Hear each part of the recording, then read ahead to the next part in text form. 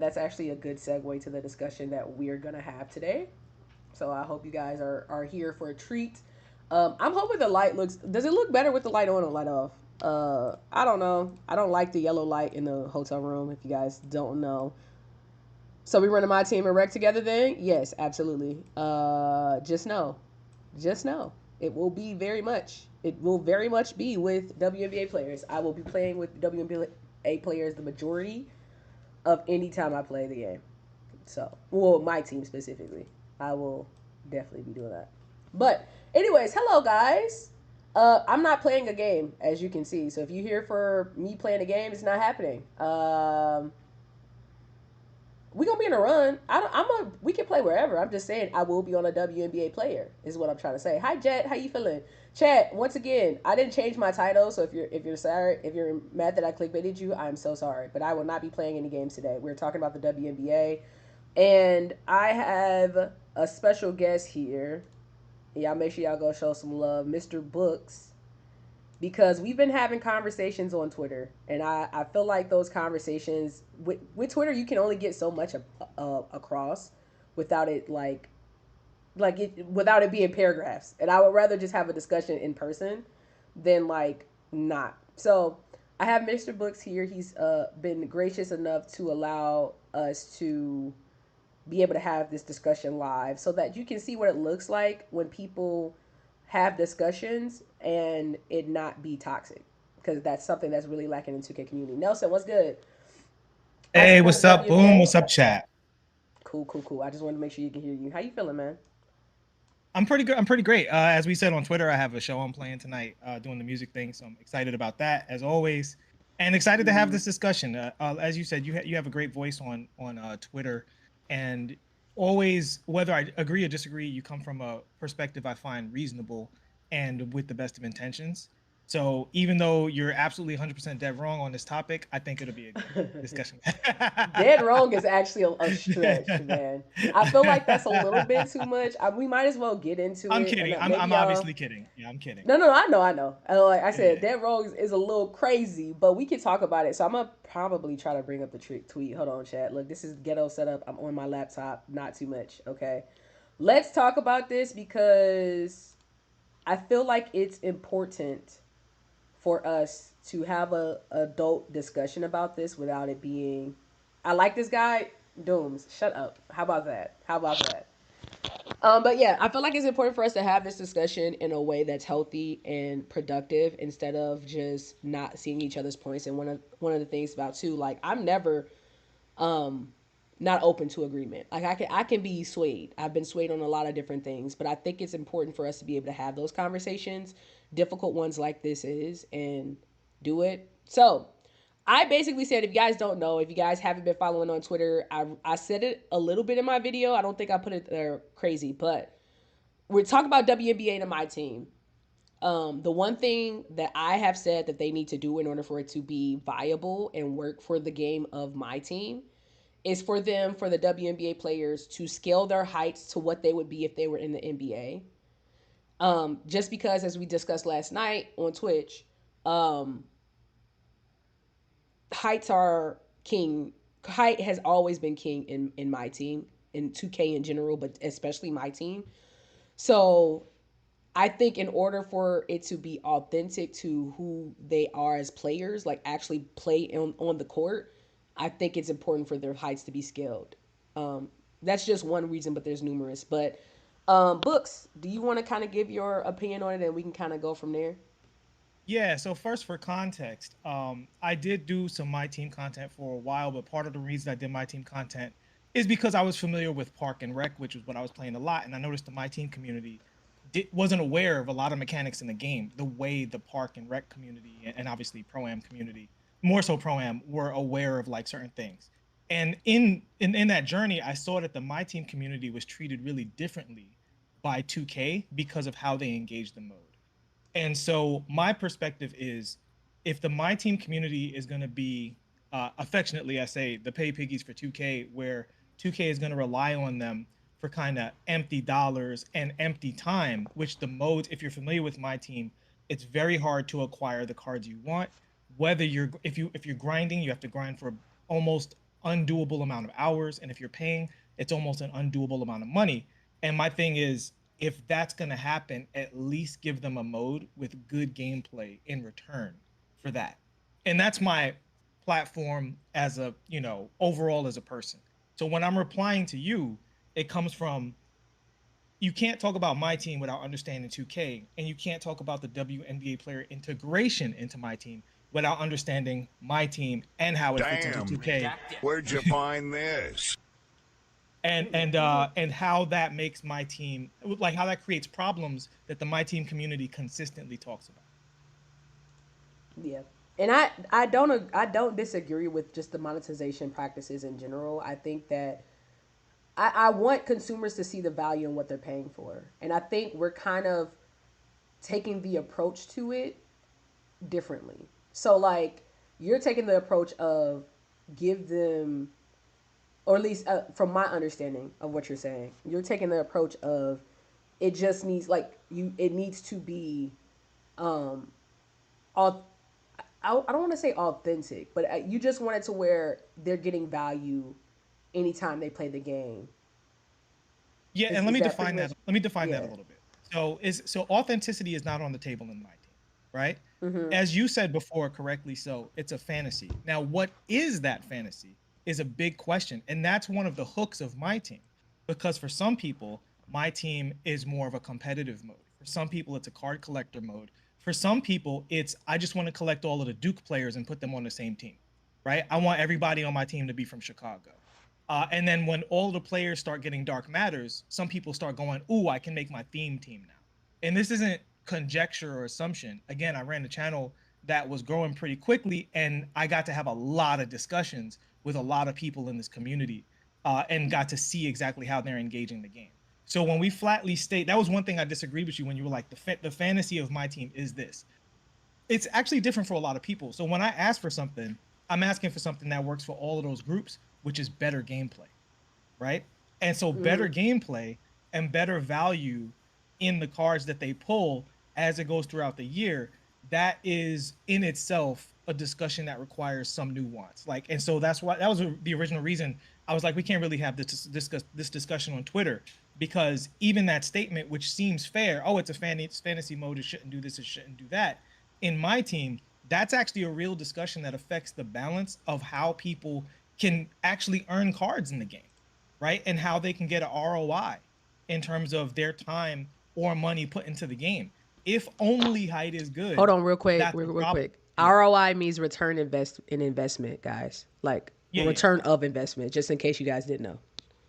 Yeah, Sorry, so continue. so it's like, oh no, no problem. So if somebody goes into the game and they pull 50 cards and height is the only thing that matters and only 3 of those cards are tall, that means they got a very low return on a super long grind or a super long, box opening, right? But if Mm-hmm. other things are good in the game, then there's more potential value when you pull cards, and importantly, more potential varieties in gameplay. I So love so that. so before we have the WNBA discussion, that's the platform that I'm coming from is, when is the gameplay at its best in my team and when is it at its worst in my team, and why, and how can we get the most value both in terms of the player experience and in terms of what people are getting when they either open their wallets or grind the game for a long. And I definitely agree. I think one thing that's kind of why we have to have this conversation specifically about 2K is that they've never done a great job establishing a speed differential because of height. And I think like the taller you are, by default, you move up the court at a quicker pace because your legs are longer, right? So a 80 on a 6'8" and a 99 on a 6'2", even though in real life you can see the speed difference, because they get up, they move up the court at a quicker pace in general because their legs are longer, they end up kind of getting there at the same rate. And so, in terms of the gameplay aspect of it, I agree with you. It definitely, we should be pushing 2K to have better gameplay. And to be granted, none of us have played 2K26 yet, so we don't know what the gameplay actually looks like. But in terms of where I was coming from specifically on this subject, when we getting into it a little bit for WNBA, is that we know the history of 2K. I don't think there's been any 2K that has ever done speed great. So because we know that height is always going to be an issue in the game, we have to again account for the return of investment. And I get for some people it's definitely different of why they play my team, but I think we all can agree in general. We have to establish at some point that 2K is a video game. And I think we get so deep into our what's up, Louis? Unicorn, guys, I see you. We're having basically a discussion here. But I think we forget the aspect of 2K is a video game first. Yes, it's a simulation video game, but it's a video game. So to expect one-on-one realism is never gonna happen. Ever. And we can push them to have better gameplay. We can push them to make more styles viable. But ultimately, what 2K should focus on, in my opinion, is the fun factor and the return of investment of the consumer on a video game platform. And so for me, when it comes to the WNBA, speaking of that return of investment, what I'm trying to avoid in general is that with them being entered into the packs, right? If they have integrated packs, what's end up going to happen is that anytime you see a WNBA player, if it's not done correctly for the basis of the mode, it's going to make it 95 to 98% of the time a disappointment. And for someone who wants to see the what go ahead. You can go. Well, so you made a lot of points there, and I want to anchor on what you just said, right? So first of all, for the sake of this discussion, I want to get one thing completely off the table, and that's this discussion of one-to-one realism and so on and so forth. Even if that was a goal in some parts of 2K, I think anybody with any sense can agree that that's not the goal of Park and my team specifically, right? So when discussing the balancing of Park and my team, one-to-one realism with NBA basketball it shouldn't be the goal because the context is not the goal, right? If you're saying you're pulling in Bob Cousy and you want him to play against Kyrie Irving, if it was one-to-one realism, Bob Cousy is going to be absolutely useless in that discussion, right? So you have to have some sort of fantasy modification. But also, when we talk about good gameplay and balance and boundaries, that has nothing to do with realism. That has to do with good game design, right? So if you look at Okay. Overwatch or Marvel Rivals or Street Fighter, these are very unrealistic games with competitive balance, right? That is all at least Okay. better than my team for sure. So when I talk about bringing in balance and talking about the fantasy, yes, fantasy with boundaries is more fun than fantasy without boundaries I feel because that. boundaries create styles and styles make fights and styles allow for more creativity and personality expression in the game. If we all are going to have 5v5 five Wembies versus five Wembies, there's only one play style. It's boring to watch, it's boring to play. That's why the park community is always asking for more SIGs to be effective so that they can express themselves in different ways. So when it comes to But my that's team, two you totally have, different conversations, though. If you're but saying, if you're I'm relating in it here. terms, no, no, no, I'm saying the 7 foot thing. If we're all 7 foot, there's no difference in play style. Yes, there is. It's based on how you play. Like your your when you put everybody on a like at the same build, how Dooms is gonna play would be different than my play style, right? He could be a back to the basket, or he could be a dribble guy shooting big. I could be a back to the basket face up scorer. It's how you Can I play that game. contest this point? Not in my Sure, team. go ahead. That's Yeah, because the not in game. my. That's not true for my team. And it's not true for my team for a couple of reasons. One, because as you said, they break. There's no difference between two 7 footers in my team. In rec, you can make two completely different 7 footers, right? But at the end of the year, in my team, all of the 7 footers are going to have Patty base or KPJ base, and Devin Booker aggressive break. That they're all going to have the best SIGs in the game and the same movement because their identity has been completely erased because of a lack of boundaries. But if you have some boundaries that keeps them within certain archetypes, even 7 footers can be different. So what you're saying for true, Doom said in the chat, animations are the difference in my team. Absolutely. People chase SIGs more than height in my team. That's a common misconception. SIGs beat height if certain things aren't in place. But because they erase the identities of everyone by giving everyone certain stats, certain badges, and certain animations at different points in the cycles, you quickly get to a point where now Shaq has to shoot threes in order to be viable in the game, right? And so But if you retain the identity of players and still have good gameplay, then you can have different archetypes be effective for longer in the year. Because the concession is once we get to about April, my team's going to be a clown show of everybody's got 99 3, 99 speed and is too tall. But you want up until April to enjoy the better experience going forward. You know what I'm saying? so I get what you're saying, but then how does that relate to if your whole thing is you want styles to be viable and not become a clown show and have boundaries and things like that? How is me saying scale their height so that they can play their authentic game a lack of boundaries? Because Because amount of all that does go is ahead. increases the amount of styles that would be viable, authentic to the players themselves. You're telling me right now, and based on what you've said so far, your discussion would be, yes, I know that Asia Wilson is a face up four that plays back to the basket the majority of her style. But because she's 6'4", she has to be authentic to that self, which in general, if she was going to on an NBA court with men and women, she could not play back to the basket. Period. She's position locked at power forward. She would have to be a guard in order for that to even be a thing. So now you're taking away what she brings to the court for the sake of a boundary that doesn't need to be there. Well, you're saying the boundary. You're cutting off a little bit. Are you still there? Yeah, I'm here. Okay.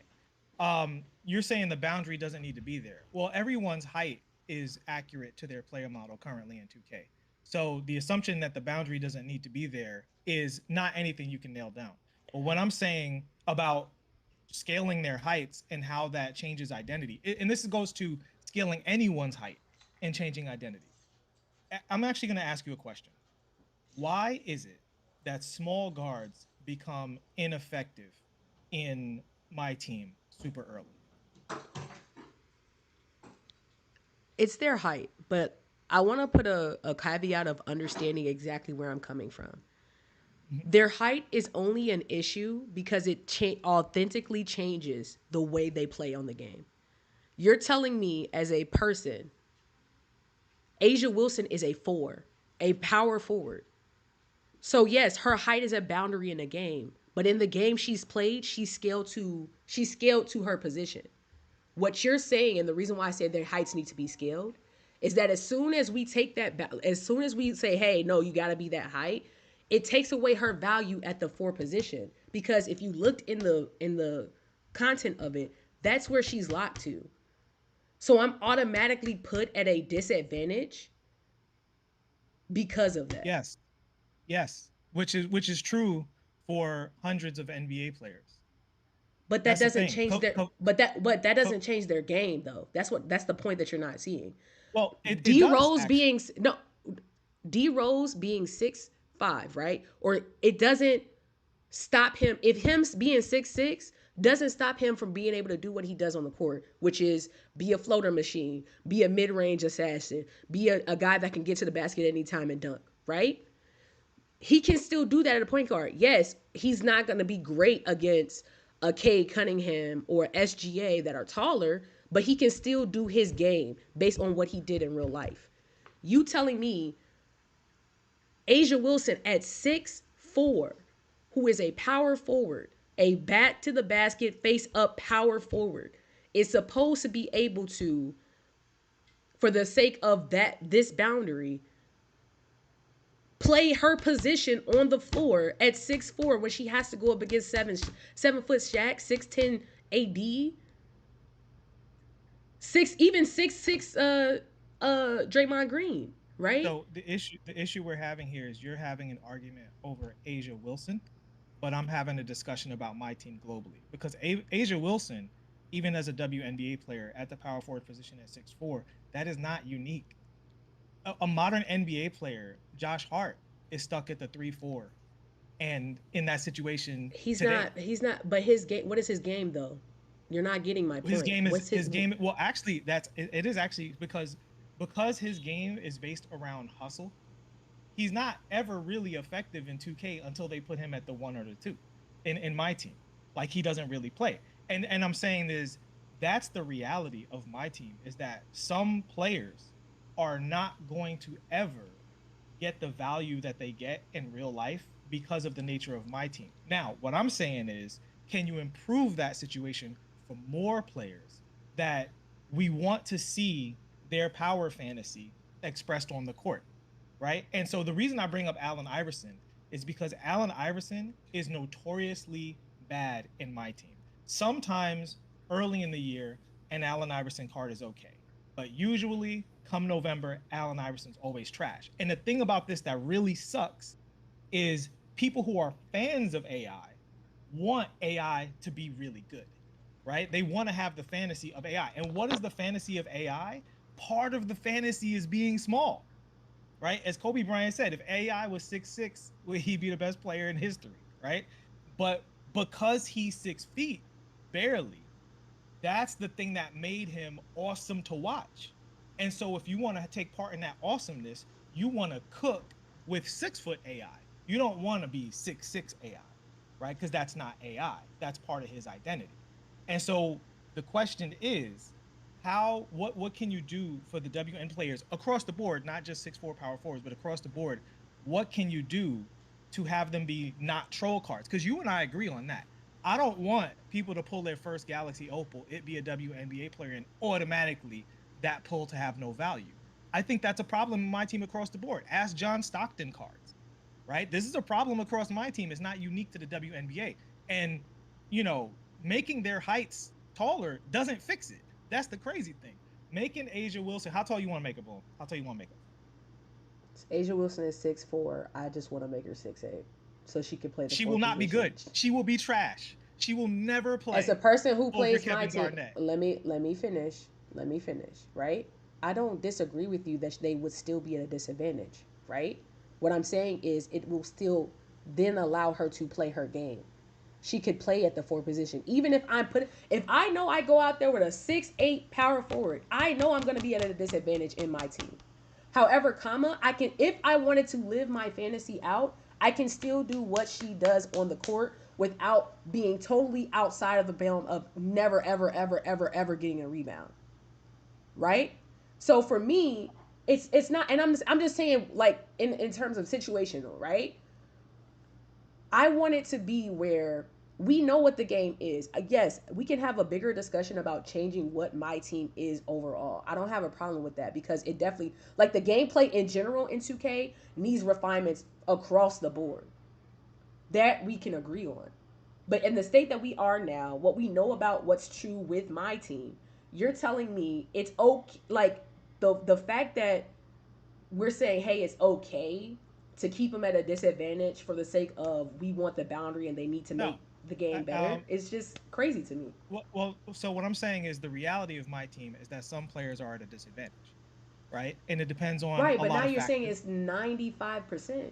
That's Oh no, 90. no, It would take hold on. literally That's a 95% of the that's a WNBA would further be that's a unusable further cards. part of the discussion, right? And so I asked a question earlier, and I asked it for a specific reason because it's an important question.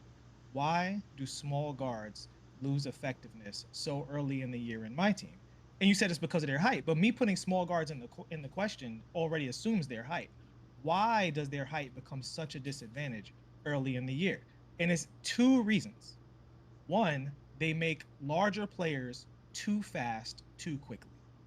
And that is a balance issue that if I was a fan of the WNBA, I would say don't make the bigs and the taller wings so fast so early in the year so I can get more value out of my WNBA card.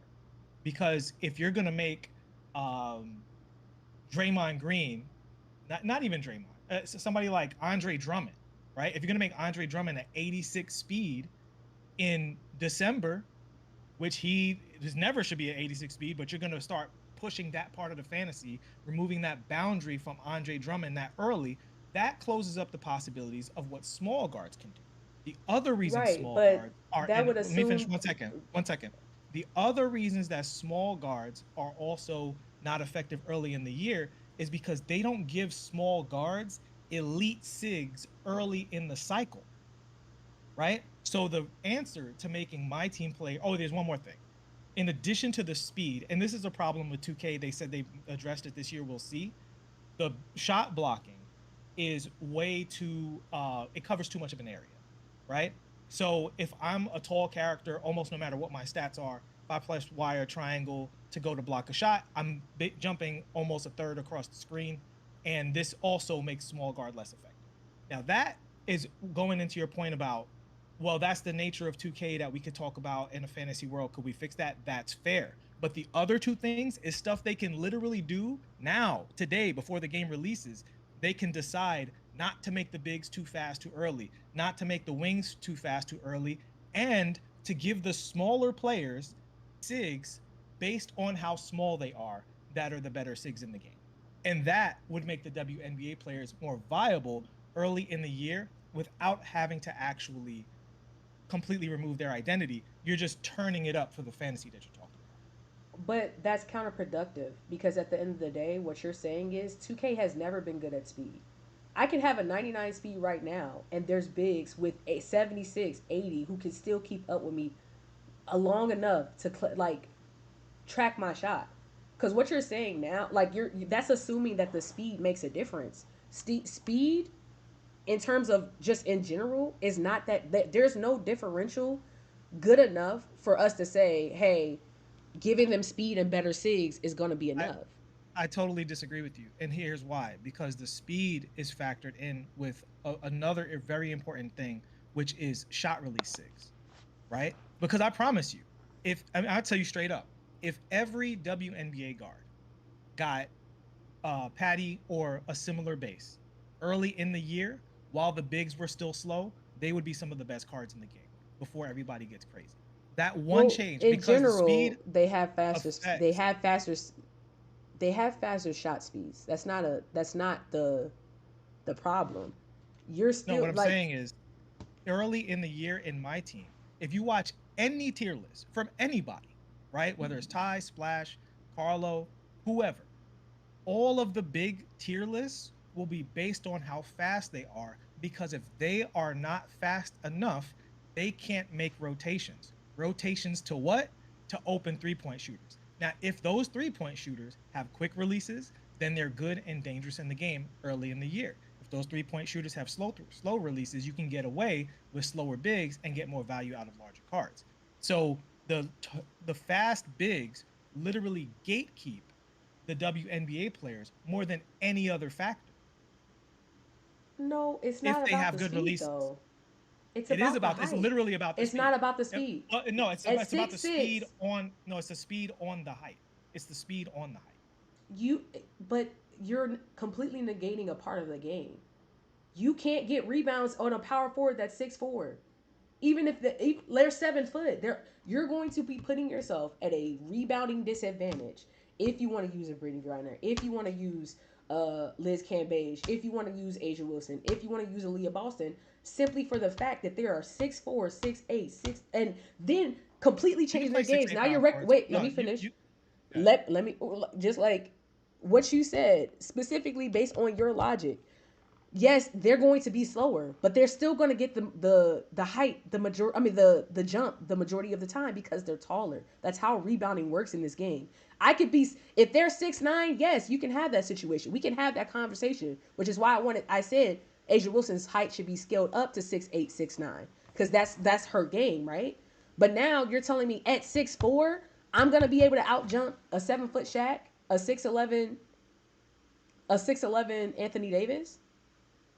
On top of the No, fact, now that you're I'm not. telling me that I'm gonna be regulated to a shooter, what happens in my team anyway. But from your same Yes. logic, it's the same. It's the issue of I'm only going to be a shooter and I can't do anything else on the court.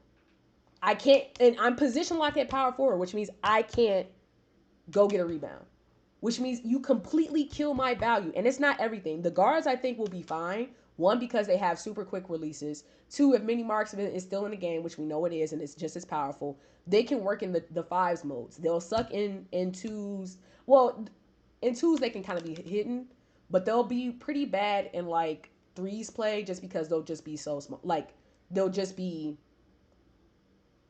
on defensively be too small, right? But that's something that you kind of know going in with a small player, you kind of stuck with.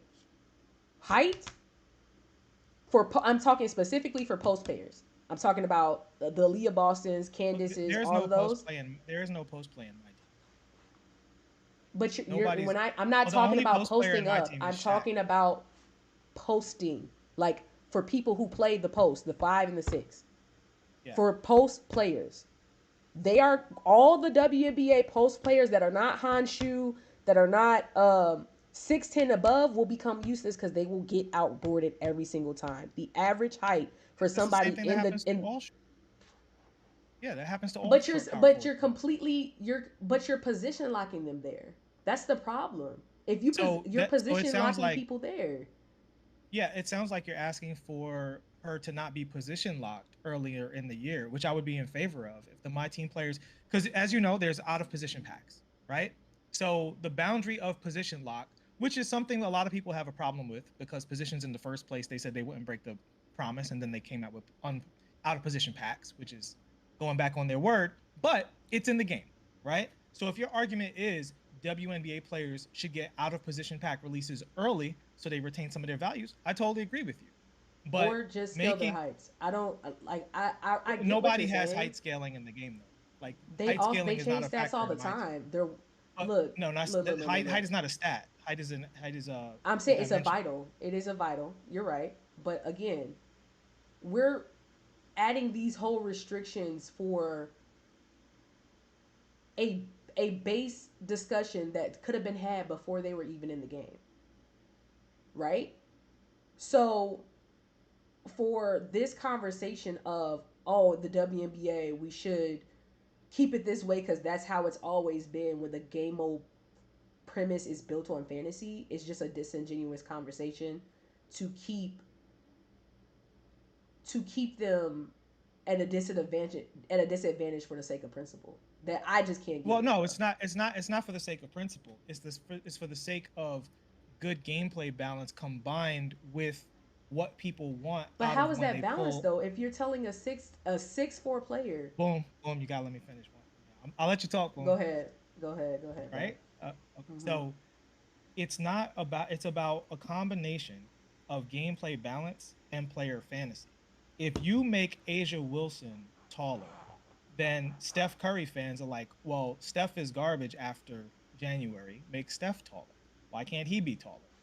And the answer to that is there's no reason he couldn't be taller. We could just have height packs. But going back to my earlier point, that now accelerates the problem with my team is that archetypes lose value early on. The fact of the matter is, undersized power forwards are always a bad archetype in my team for the reasons you stated. Even Zion is almost never good, right? Diamond Zion is about where he caps out. Once other cards get pink diamonds in the game, Zion is absolutely cooked. And Zion Williamson, before his issues, was one of the most exciting players in the game. And when Zion cards came out, it was always, this is a fun card. It's a shame he's not good. That's a reality of my team. And that's going to happen to some WNBA players the way it happens to some NBA players. That's not different from the WNBA to the NBA. But what can be saved very easily and improve my team overall across the board without accelerating height creep and power creep in a negative way. And when I say a negative way, I mean specifically by shrinking the court and erasing player identity earlier in the cycle. What you can do is say, how can we make small guards and smaller wings retain their identity for longer in the cycle. And the answer to that is to slow down on boosting defense and bigs and have the early part of the cycle run more by offense. And the way you do that is you retain the WNBA players' value by giving them first dibs on the best SIGs in the game, Right, including releases and including dribble SIGs. And then but most of you the WNBA completely will be viable later on. but you Asia might be a casualty completely of war. so we're saying no. We're saying the best player in the WNBA should be a casualty of war in the mode. Michael Based on Jordan your is. Michael logic. Jordan sucks all year. Michael Jordan is terrible because of pro He's play. 6'6" though. Like, but He is sucks. LeBron? He's terrible. LeBron, you can say LeBron's the GOAT, right? You're telling me right now LeBron has I no mean, I value would in my never say team? that. I would never say I that wouldn't say also. that. He's not my GOAT. But again, LeBron has No, no I know what you're saying. value.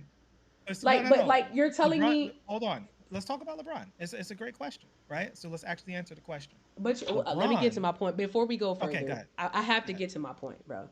Please, please. You're saying authentic to their identity. You keep saying that they're authentic to their Mm-hmm. identity. Authentic to their identity. So it's just F.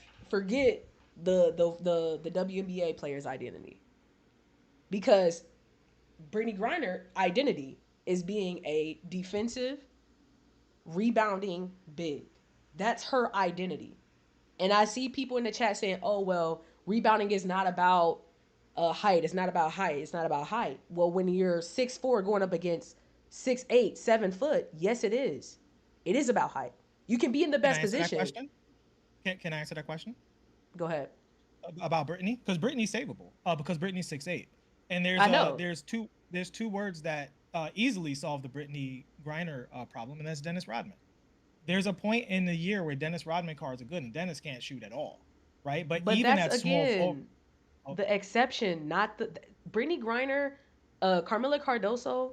Those are exceptions. The vast majority of players in the post fours and fives are 6'5" and under. That is the vast majority. So you're saying to me, in the NBA, it's not that. A vast majority of the fours and the fives, you have a lot of 7 footers, you have 6'11s, you have 6'10s. They can still be valuable in my team based on six. That's not an argument. But the identity of those players that I am referencing, the Aaliyah Bostons, the uh Asia Wilsons, Angel Reese, who again is a Dennis Rodman type player, their entire value is cooked because they're never going to be able to compete with people that are 5 to 6 inches taller than them because guess what, they can still grab the rebound over you, period. so if you So have big, okay, got it. go ahead. Bigs that can shoot retain value longer. So like a Jonquel Jones, something like that, she can retain value for longer. The truth She's of still the six matter is six that she can still retain value. Again, Draymond Green, he can be a good card for deeper into the year, right? So Jonquel Jones can fit right alongside of that. So and so what I'm saying is like in the NBA, when you go through NBA history, there are many players, more than the WNBA players, that fall victim to what you're talking about because the meta of my team makes them less effective sometimes from jump or it reduces their effectiveness really early in the year. Many NBA players suffer from this.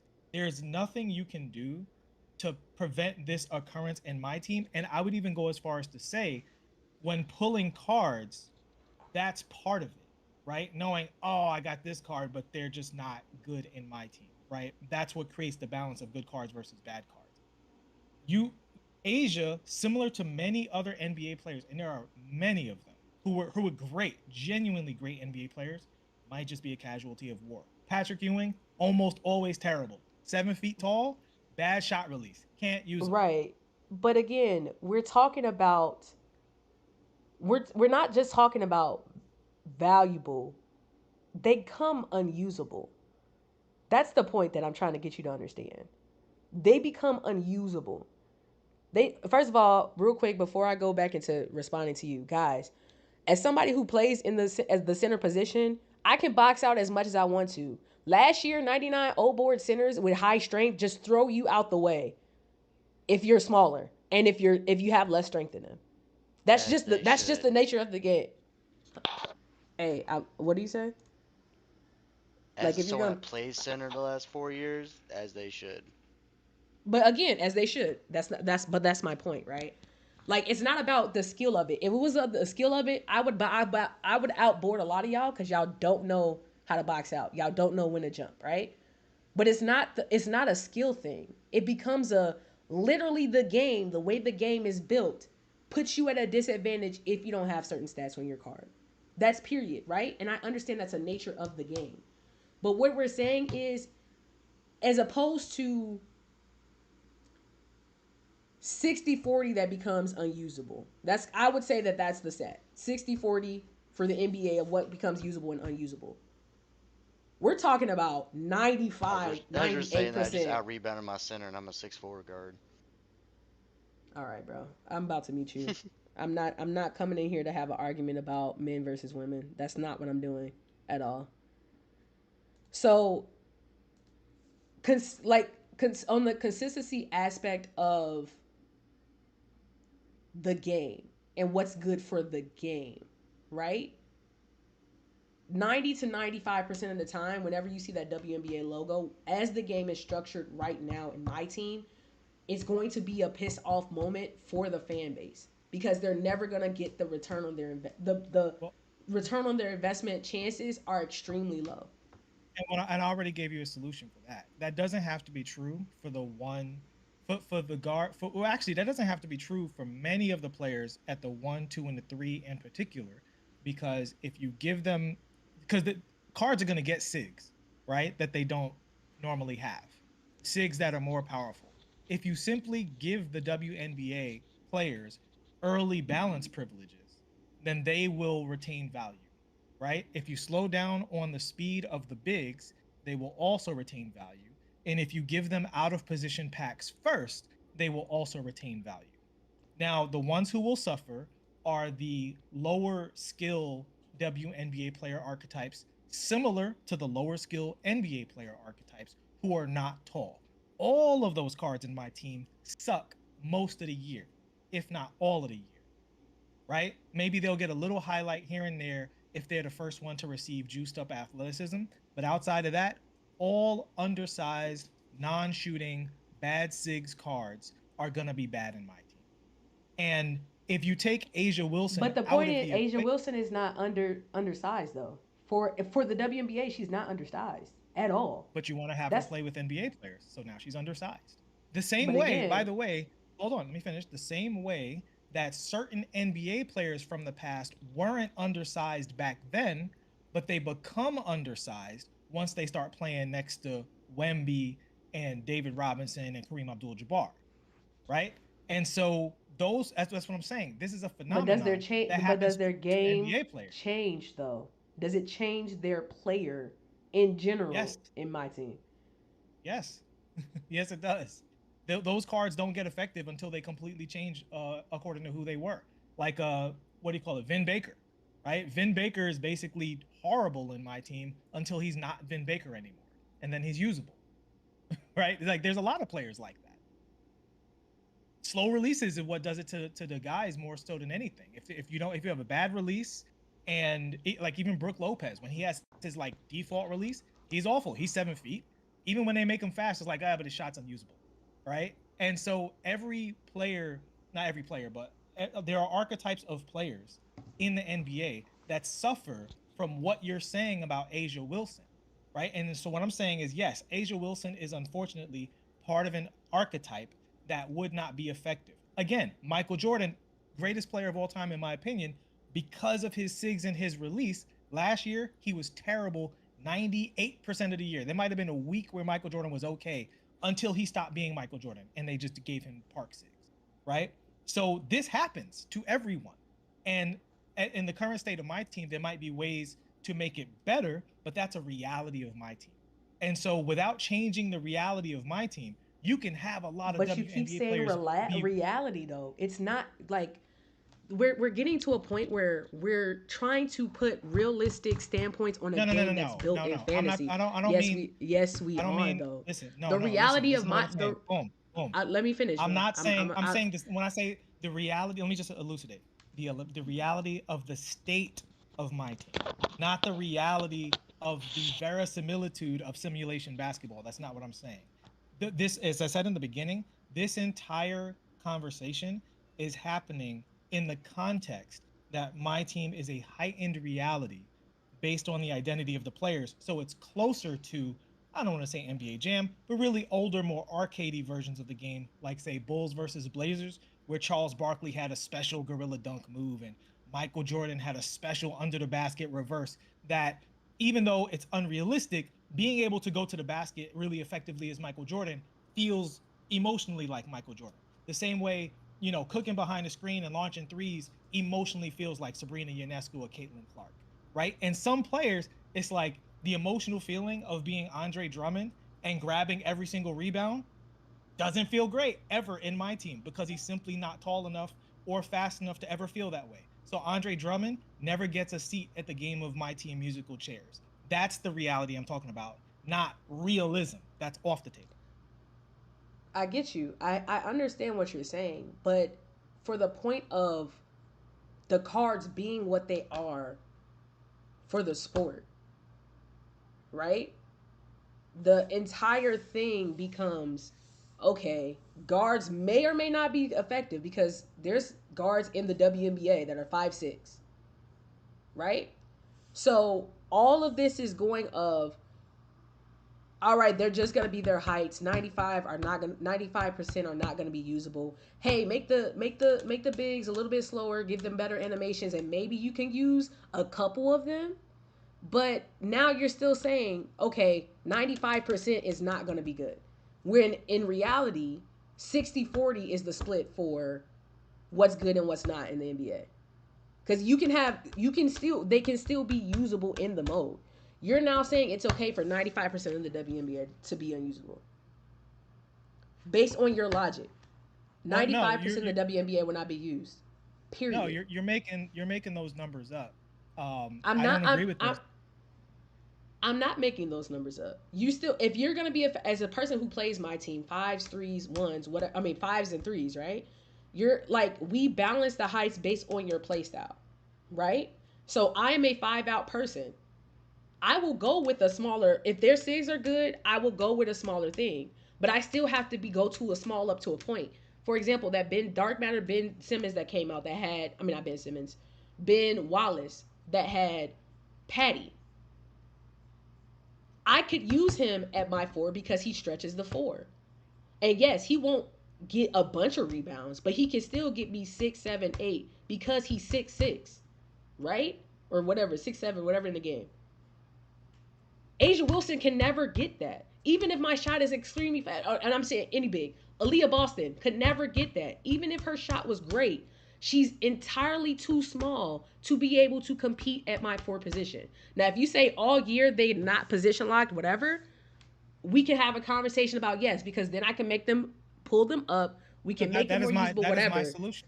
That is literally my solution. And if that's the point where they none of them are position locked, and it every like you can put WNBA players ever, cool. We can have a conversation about that. It doesn't have to I be just none don't. of them. It does. It's just you put out of position packs for the WNBA players that are hurt most by the meta. I don't like, right? but So I'm saying who are fans of those out of players position can at least packs. They if for your solution to work, they would have to come out that way. You can't yeah. lock them to centers and fours. That it just does not work for the NBA. Well, I mean, And there's gonna be a meta in the game that some people are good and some people are bad. but Nobody who's again, bad is getting special treatment because they're bad. Like that's just how it is. Like some players aren't good until the meta comes around and allows them to be good. Sometimes it's when certain things are put in the game. Sometimes it's just when they become out of position or get a SIG that really unlocks the rest of their kit. Like Michael Jordan could easily be a lot better if they simply gave him a better but base earlier in the again, year. you're And you get telling your Michael Jordan. your point. Your point is out of position packs, out of position packs. For Asia, Those yeah. only come For Asia, around. yeah. No, I'm just saying in general. They only come around at certain points of the year, right? Hmm? You putting out of position in order for the WNBA to work in general, they would only be effective at the ones and the twos. Threes, fours, really not out the window. You can maybe depending on what lineups, but threes and fours. If in order for what you're saying to work, they would have to be able to be used at any position at any time all year. Because if not, the majority of the WNBA would be wholly ineffective. And Especially I since disagree. if I it's just supposed to, disagree with that. I can tell you right now, if and you you have can auto you can position, disagree with it, that's well, fine. But let me I explain my like disagreement. no, I don't. Because I can. I'm gonna continue what I'm gonna my thought, Okay, and go then ahead. you can come back to that. I understand that the game is going to have balance. You're going to have things that's just going to be, a chalk it up to the game because the game is the way the game is. That's not the conversation that I'm having here, right?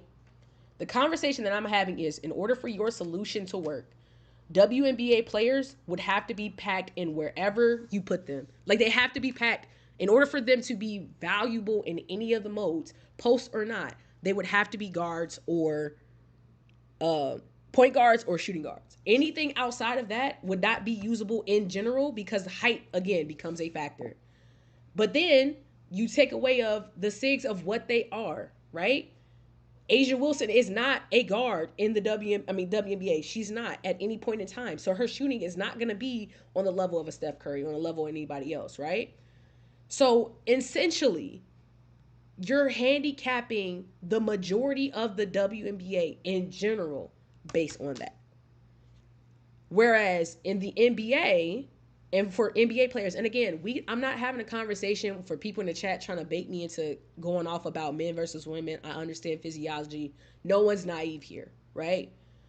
But in a sense of return of investment and value and not creating a negative experience for the people who already play my team, anytime you see that WNBA logo, it's 95% of the time, if it's not one of those special case players, the exceptions to the rule, it's going to be a bad outcome based on how he's explaining the balance should be for my team. That's just a fact. That's if even if their attributes are the same, the fact of the matter is, they would have to be out of position the entire year to be able to be used at any point in any space in the on the court. Because if not, anytime you get anybody that's not the exceptions, they're not going to be usable for your team. And it's not like that in the NBA. It's not like that at all. So my Go rebuttal ahead. to that is that that's not true because early in the year, the SIGs are so bad that if any 6'4" small forward came out and had patty base and whatever the best dribble style is going to be in the game and whatever the best escape is going to be in the game, that 6'4" 3 can absolutely play either by just eating the disadvantage and knowing that you can run your offense through the card, or by releasing a taller two guard that's bad at everything except for basically shooting and defense, and then you just switch the positions the way they do with some of the bigs. There's a lot of ways to bring value, and honestly, there's a lot of people across the whole roster of the WNBA that I can give you ways that they can be effective if you simply do this because it already happens in my team, right? It already happens in my team that smaller shooting guards that are completely worthless at this part of the year get better at that part of the year because of some change, either because of their base or because they're put in out of position packs and they can play point guard, whatever it may be. If you're in the 1 to the 3, you can be effective, or if you can be pulled over to the 3, like Candace Parker, because she had more of a guard skill set, dribble the ball up court, you can easily pull her over to the 3 early in the year and make that small concession for the fantasy of being able to have a cool Candace Parker card, right? So it's not that much of a stretch for most players in the league. Now, when you pick Asia Wilson and you say, well, a 4 who's not really that good of a shooter and Asia isn't Wilson going to can be shoot. dunking, It's not obviously. that she can't. That's She can't. It's not that she can't shoot. She can shoot. Asia no, Wilson I'm saying has a when I great. said not that good of a shooter, I'm talking about in the realm of KD and stuff like that. Like she's not going to have that release. And in 2K, it's really about your release. Right? I don't know what her sigs are in the game, but I don't know if she has a patty based style release or whatever. My point is, the undersized power forward is arguably the worst archetype in my team, right? And All so right, so if you're let's saying, use a different example, right? sure, So Ryan Howard, guard. She's a 3 or three. She's a three in Wetcher, in the WNBA, right? She's only like 6 foot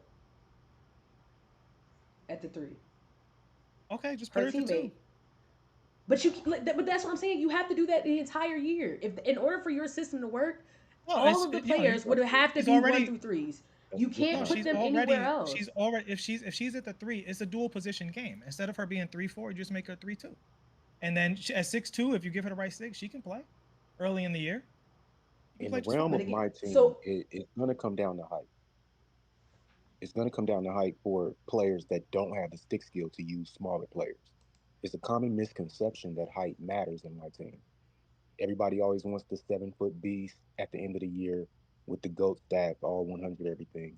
When 100 overall cards come out, height's not going to matter at all. If you have the stick skill to use a smaller player, it's not going to matter. I can block Wimby with Isaac.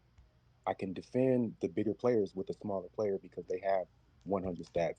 And even at the beginning of the year, when all of the players have lower stats, it's still going to be balanced to the point where smaller players can prevail if you have the stick skill. And the six. You don't so even if they really need the put six sticks. If you four, can so you learn put You need six. six. learn For the your for sticks that your. aren't popular, you can still prevail with the smaller players. So then let me again situation from the point at the power forward position. You're okay with 100 overall, 6'4", big. I'm totally fine with that. As the power forward artist center, Is it I is it can use usable? I can use Is it usable I can use without being? 100 You're gonna be at overall. a rebounding disadvantage. Yes or no? No, Answer not that. at all. Not with Lies. 100 not with Lies. 100 everything stats Lies. in all the bags. If you obviously you've These are never played not the lies. game if you feel that, bro. You can't. I've done it for years. There's a reason why Galaxy Opal Wimby is still used in my team today The because reason his is the height is community. 7'7" or 7'6". I mean, whatever, The he's seven reason is the four. community. I may have clips, but I can use 100 overall Curry and block the biggest player in the It's not game about block. I'm and talking rebound over the specifically about biggest player in the rebounding. game. If you're saying that height doesn't matter when it comes to rebounding, you're being disingenuous. Height does not matter when it comes to rebounding in my team. Okay, sure. Maybe in my park, but in my team, height has nothing to do with anything. So why do you say Especially when why do we see seven? Why do we see Wimby be used all year? Why do we see people go because after Sean Bradley? Why do we see? the community needs that height. Most of the community needs that advantage. If you come against a player with stick skill that doesn't need that advantage, I can take Shea Gildress Alexander like I've been doing. I've done it before. I've surprised myself sometimes. When you see Shea Gildress rebound over Shaq and over like 7'6" Yao Ming, because when you come up against these players that have 100 overall everything and every badge that is in the game, everything goes away. Everything just disappears. All the differences disappear. Height doesn't matter That's a anymore. lie. And Time, I like you can call it I'm a not lie. gonna let you sit here and lie on my platform. You can call it a Like lie, but I've been we doing can this see all we year. can be If I honest. We told you can how be many hours honest. I've logged We over can be honest. 7,000 hours I can have a in game. conversation of Brooks making good points of, hey, we don't have to change their height, just make them out of position, give them good six. I'm cool with that. That we can have a conversation about. We're sitting here saying that 6'4s are gonna consistently um rebound over 6 or 7 foot players is just a blatant lie. If that wasn't a lie, if that was not a lie, we would sit here and not Wimby would the Gold or Galaxy Opal Wimby or Pink Diamond Wimby wouldn't be as rated as high a value as he is. There's a reason I'm, why you have the tallest players at the bottom of the thing. They all are 7'3", 7'4", 7'5", or 7'3", 7'4", whatever. Taco Falls. You want them at your tallest positions. Manute Bowles. Because they're so much taller than everybody else. Actually, I can take a Taco's lot of things.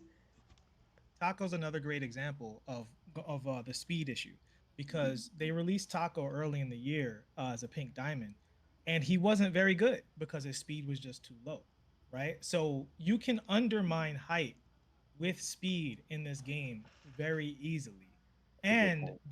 the counter to undermining height with speed, particularly in the balance of offense versus defense, is the quicker releases, which is why my point has been if you give the WNBA players faster releases, and you gatekeep the tallest players in the game for a longer time, the whole meta of the game changes. You're talking about a meta and going up against these bigs where in my team, 99% of the time, you're going up against 7-footer. He has 99 stats and gold to legend rebound chaser, even early in the year, right? So that whole thing of this versus that, we're talking about height like it's the only factor.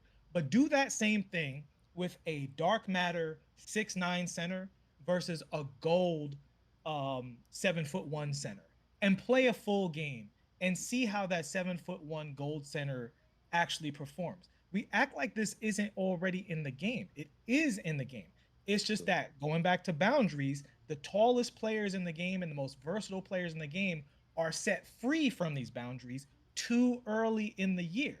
By giving them more boundaries, you're allowed to have boundaries up and down the rest of the roster, both small guards, historic power forwards, WNBA players, they all fit into the same category, right? And that is these players need to do all of this stuff to combat these demons at the 4 and the 5 because early in the year they get all this speed and all these badges where if you just chilled out on that and made it so that height, if you look at it as a resource, height buys you attributes, badges, and SIGs later in the year. You cannot spend height to buy badges, attribute, and SIGs from the My Team Balance team. If you have that And that philosophy, the entire environment changes. So these comparisons you're making about a 6'4" this versus 6'9" that can and can't rebound in an environment where the bigs have everything, then yeah, it's going to be difficult and you're at a severe disadvantage. But if the bigs don't have everything, and then the undersized people get their stuff first, they get blessed earlier in the year than the big people do. You have more variety because height is still an advantage, but they're not coupling height with all of these other advantages as well, which is my point. and for that, if you if for and that I can agree on that of hey, if you make them all where they can play the 1 through the 3, I'm cool with that. Like I can get that point, and we can have that conversation and say, okay, that's a way to make them usable, whatever. It's inauthentic to their self, but let's be real. A lot of people don't play the way they play in the game. On my team, I can be more okay with that if all year they're 1 through 3. That's the conversation we had. I'm cool with that. If you put them at the 4 and the 5 and you fix them to only be able to play those positions because that's what they paid in the WNBA, then if you're going to keep it that way, you have to scale them to what they would be if they were in the NBA in order to not put them at a whole total disadvantage.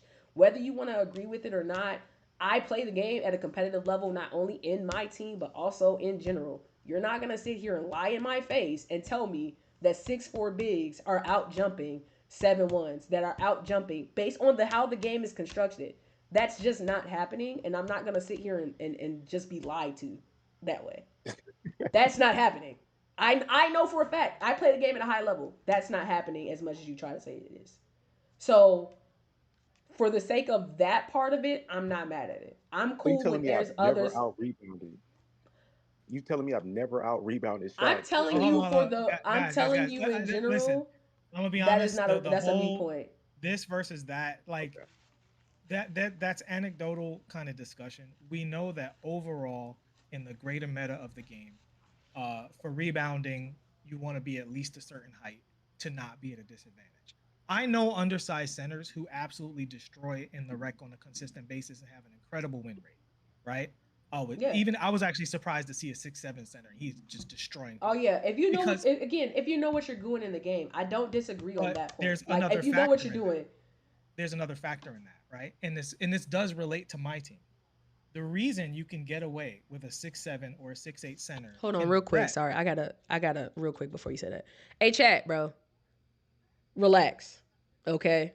Relax. I need y'all to come in here like y'all got some sense. I will be blocking y'all. Don't come in here saying nothing crazy. I've been letting y'all go in the chat, but y'all got one more time to act crazy. Go ahead. Sorry. Continue. Oh, no problem. So the reason undersized centers can work so well in the rec, right? And they do. I like some of the biggest floods I've had have been with undersized centers, is because their advantages are still on the floor. They're shooting the SIGs they're able to get. the shooting bases they're able to get, and the speed they're able to get is so much better than the 7 footer.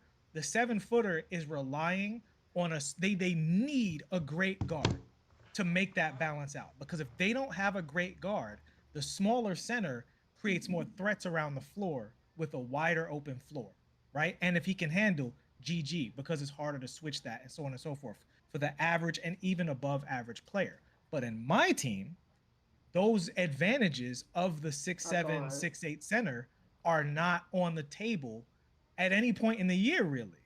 There's no point in the year where undersized centers get SIGs and shooting bases. It literally never happens. That happens to the tall centers at the same time it happens to the smaller ones, which is why that's where my solution comes from, is seeing, oh, this is already possible in the game if you look at these cards versus those cards, and you look at the balance of rec, right? Discussing this, my team, in the context of current my team balance is my entire point of like, well, if you change the my team balance, which is easy to do, by the way, that's something that can I happen don't disagree with you. now I see where you're coming before from. the game comes out. Right. You can change the context that these discussions are happening. Now, while I do think 6'4" is stretching it for a rebounding power forward, I can even say with that, if the taller power forwards were underpowered enough, it could work. But the truth about Asia Wilson is really the same truth as for Zion, the same truth it would be if Charles Barkley was in the game, the same truth it is for Josh Hart. A 6'4" power forward is just not going to cut it at any time in my team if the 6'10, 6'11 power forwards are treated fairly, right?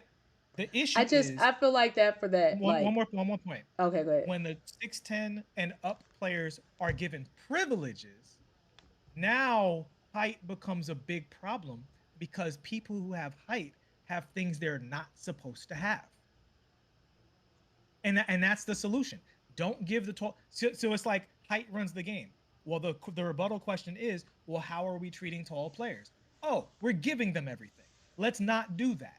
Oh, now height doesn't run the game, because height doesn't run the game by itself. It runs it in conjunction with attributes, badges, and SIGs. So you give height less of those other three things, and you give the smaller players more of those three things. And I promise you, a new meta will emerge the same way when you made pass lanes less effective. It allowed people to do more cuts, right? It's that simple.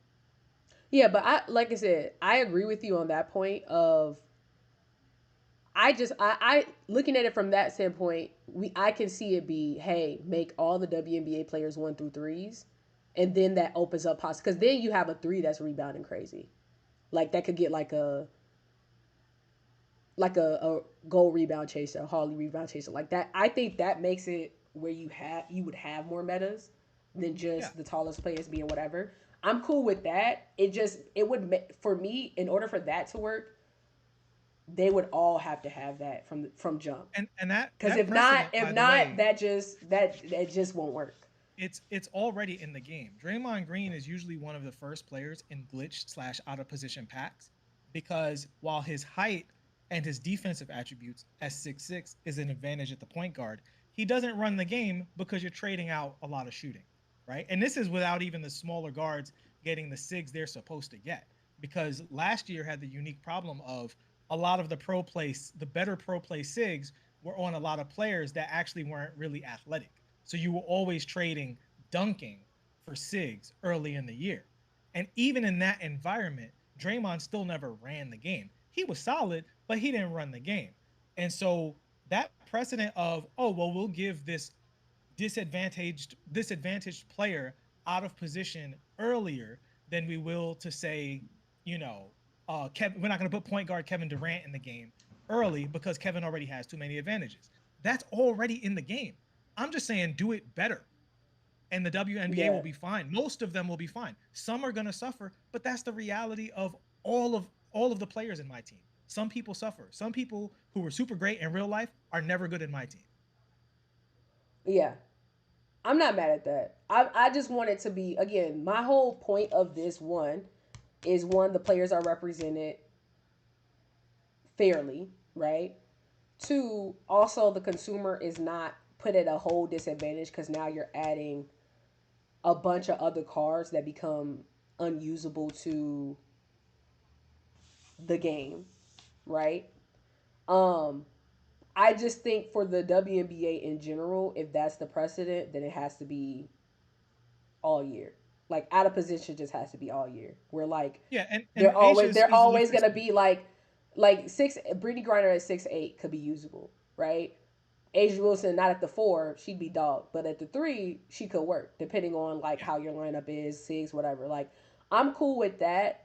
Just for the stand of like keeping it again, the authenticity part of it always for me has always been wanting them to be authentic, being able to do what they do on the court authentically, right? Um, and again, this all comes down to maybe the speed differential is much better this year. Maybe you can feel it a lot earlier in the year. Again, I know that I'm skilled enough to make it work. I'm going to be doing what I'm going to be able to do on the court regardless. Because I'm going to be honest with y'all, a lot of y'all in my team are not very good at the game. You don't have stick skill. A lot of y'all suck. Um, so it's just really making it. My whole point of this, and whether we do it by scaling heights, whether we do it by moving people out of positions, giving them better animations, the point is to make the cards usable.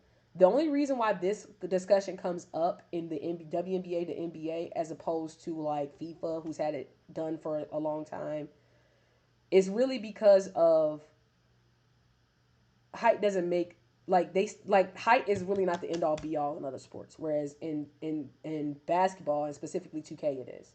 And so um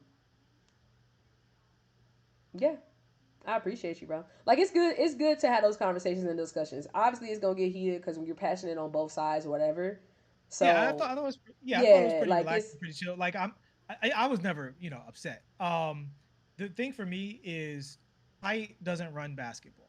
Height is an advantage in basketball if it's coupled with other things. The tallest NBA team is rarely the one that wins the championship. It's mhm. usually the most skilled, detail-oriented NBA team that wins the NBA championship, right? And in this era, you need shooting, athletic wings, and a big who can switch on the pick and roll to have a really, really good chance of winning. And if you can also do that and play 5 out and switch everything on defense, that's a huge advantage. But not absolutely necessary to win, but it'd be nice. It's not just height, right? The best height in the NBA is still between 6'6" to 6'9".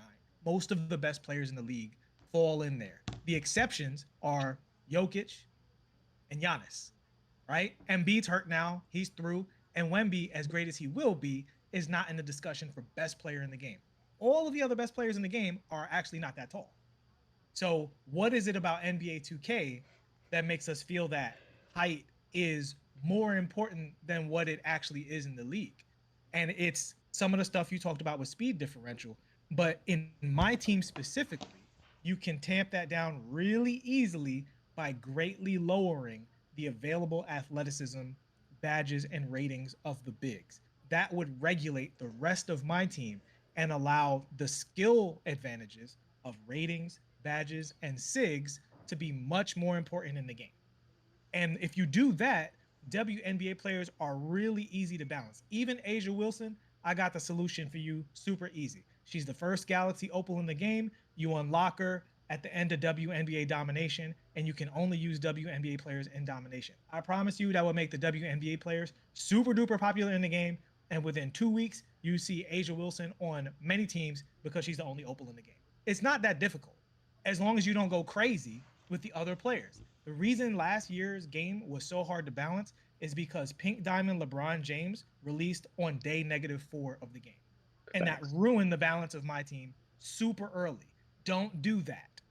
And then the WNBA players can be good. Are they going to be good all year, forever and ever? Every single WNBA player who was good in real life is going to be good in the game and have her power fantasy? No. I had to suffer through a year without Michael Jordan basically last year. Just no Michael Jordan in the game because his release sucks and pro play kind of stinks for him, right? Well, he doesn't get pro play, right? Because he's an older player. Magic Johnson, absolutely awful card almost all year, right? So it happens, right? NBA, Larry Bird, bad most of the year. Like it happens to NBA players. It's going to happen to WNBA players. But can we accept those losses and have a good game?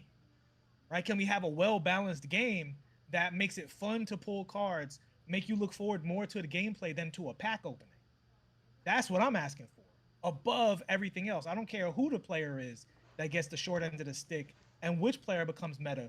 Is the game fun? Is the game well balanced? Do I feel like I'm getting a pack opening and I have a chance to get a good card? Those are the things that my team players care about. You know what I'm saying? And changing heights, I think, makes all of those problems worse because now people are like, well, I want a 6'7" Steph Curry. You know what I'm saying? Like, and the thing is, To be and this fair, is the though, I wouldn't be hold mad on, at that. one Okay. thing, because it's a really, really important point. The moment you give 2K permission to change heights on players, the moment corporate comes in and is like, we have a bad month, let's release 6'6" Steph Curry. I'm promising you that will happen. I will promise. I love guitar. I have 7 of them. I'll give you all 7 of my guitars if 2K handles that responsibility with any semblance of moderation whatsoever. Oh yeah, we'll only do it for Asia Wilson. We're not going to raise anybody else's height until we have a bad month. And now, I see where you're coming from. I you get know what what I'm you see saying? now. Like, If come on, I man. get why You can't give that. you You get can't give like that. it's okay. And in the sense of that, that makes sense. Like in the span of what Okay. you're saying, that makes sense. Now, granted, So that's my yeah. flip side of it, I honestly wouldn't be mad at that personally, but I understand from the sense of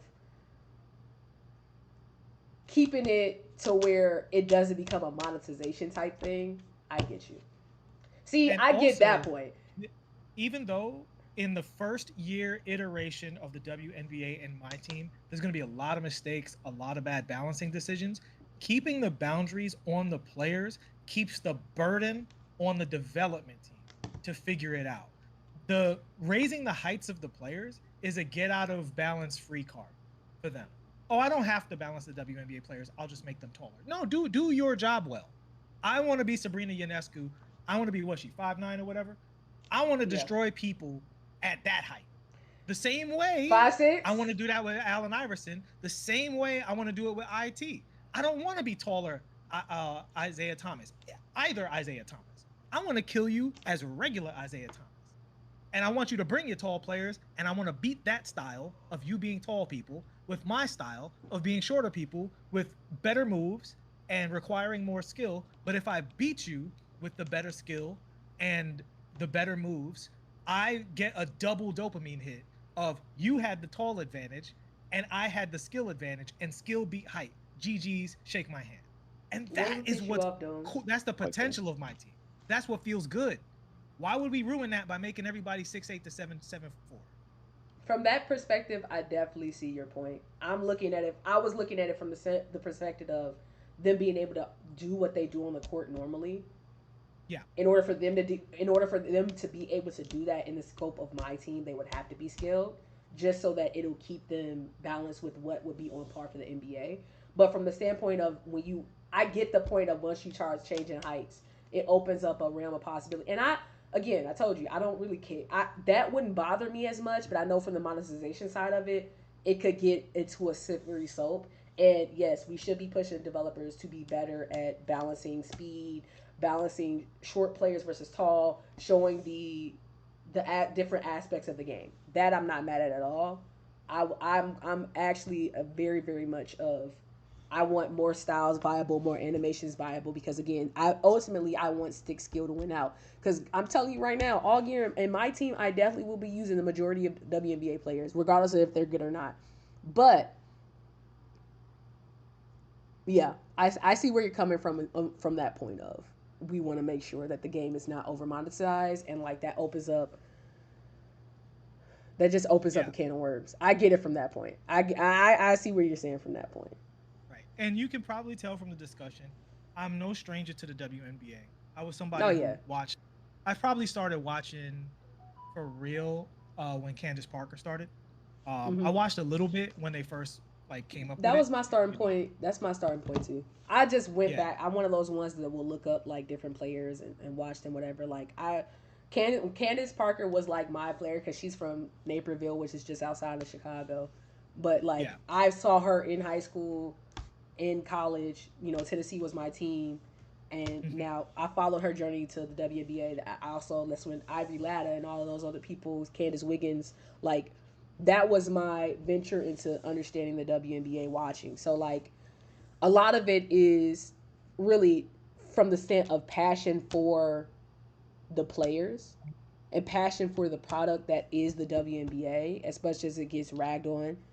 It's really to point of like for somebody like me, and I said it yesterday, like for a lot of guys it doesn't make sense because they may not be interested in whatever, and it comes to a whole other discussion. But like it's really big for us because again, we get the mainstream treatment. We're not othered in the corner, in the back, whatever. We get to have our true fantasy lineups. We could do an all shooter lineup from top to bottom, best shooters in the game, where you have Caitlin Clark, Sabrina, Steph, uh, Patty, if you want, like all the best shooters in the game. It opens the realm of possibility of content. I just wanted to make sure, and ultimately, it's just represented in a way that is going to bring value to the W and allow that to continue to grow instead of it becoming a negative anytime you see that WNBA logo on there. So Yeah, and whether I said in the they beginning, go ahead. yeah, I was gonna say, I said in the beginning, the last thing I want is for somebody to pull an NBA to get that first pink diamond shake, and it's a WNBA player and it's a troll Hey, card, start time right? out, D Truth, real quick. You got to get a 5 minutes for that, bro. I don't know why you thought that. Did you not see me in auntie mode? Go ahead, time him out for a little bit. You gotta get your life together. Go ahead, come back when Yeah, you that's got some crazy. sense. But Go I ahead. don't I don't want them to be troll cards the same way I don't want John Stockton to be a troll card, right? Like Mm-hmm. John Stockton's one of the greatest point guards of all time. I want people to be able to who are fans of John Stockton. I want both of those guys to really get that card and feel really good about having the Utah Jazz fantasy. You know what I'm saying? Mm-hmm. So and to you about being othered, I don't look at it that way in this sense. Well, I no, I'm want saying for the when I say other, the Mhm. WNBA since its iteration in 2K in what is it, 2020, 2K20 is when the first WNBA players was able to be used. Yeah. Um,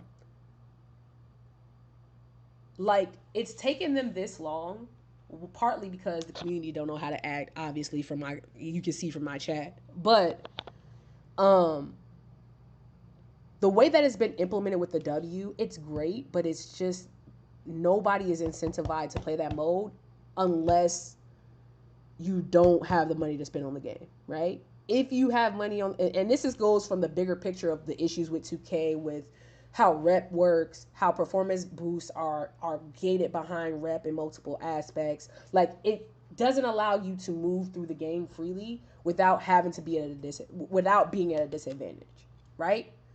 I totally So agree with that. so the same for the sake of it with the W, it's in its own little world, and it doesn't have the modern conveniences of the game in general, which makes it very it for somebody who would be interested in playing it. It doesn't give them any incentive to try to play that mode. Any incentive to try to get good at the mode. You don't earn VC. You don't earn cat breakers. So, and like if that's your thing, you're basically already at a disadvantage. Um, so yeah, I had a like again, just putting it that way. That's what I mean when Yeah. I say of other. Now And you're getting into the main game modes, which if you look at from EA standpoint as well, like they've put it in the game. I'm talking about early. I'm talking about NBA Street Volume 2, where they've been in the game. You've been able to create whatever you wanted to create. You've been able to use them, but again, it did have an advantage and a disadvantage for using certain cards over others, which again is always going to happen. So go ahead. Sorry, I just want to so put that out yeah, there no, while no, you. that's actually I know it's a great point. I actually completely agree with everything you said. This kind of goes to your thing about being able to earn rep offline, so that people, everybody is motivated to play the game, and everybody feels free to move from one mode to another, which just raises the matchmaking across the board, right? If people who feel like they're offline players are like, well, I earned all this rep, I might as well put some SIGs on a character because I have all this VC, and now it's easier for them to join the matchmaking pool, which gives you better matchmaking opportunities, both in terms of queue times and in terms of skill matchmaking, right?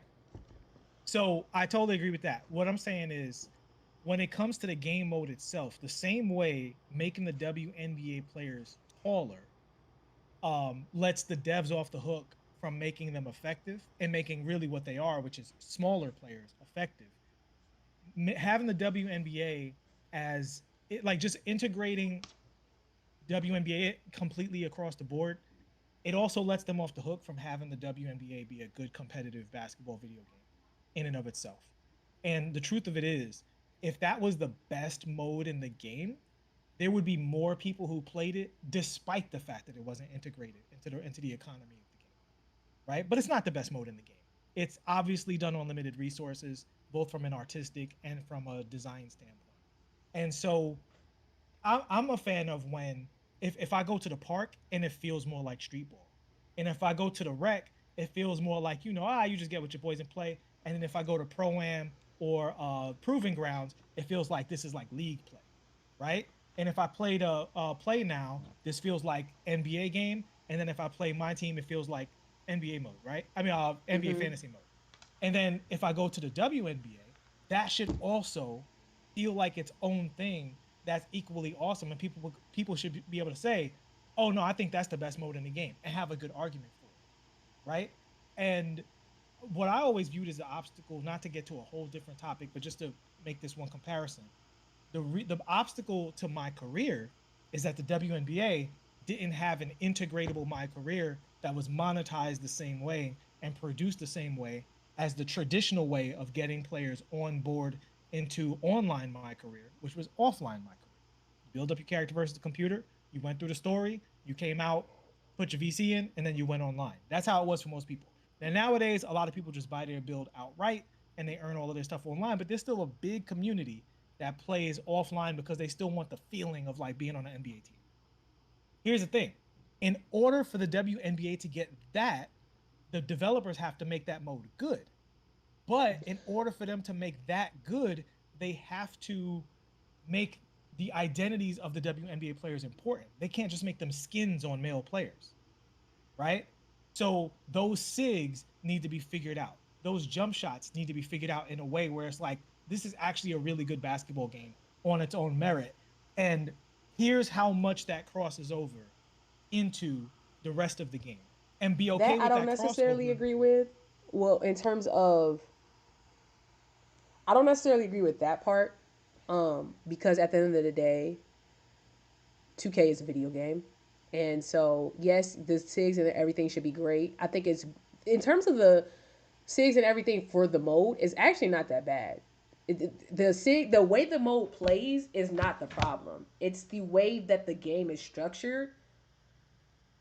It just makes it unfeasible to spend any significant amount on that, on time on that game, on that side of the mode, because everything is so separate. So When like I that's speak about the quality, it's just the features of the My Career are just way, way stripped down. And the features of like their park is way, way stripped down. And even the right. features of like the My WNBA is, I wouldn't say as stripped down compared to My GM, but still pretty stripped down compared to My GM. And so What what I'm I'm saying saying for is that that needs is to be real.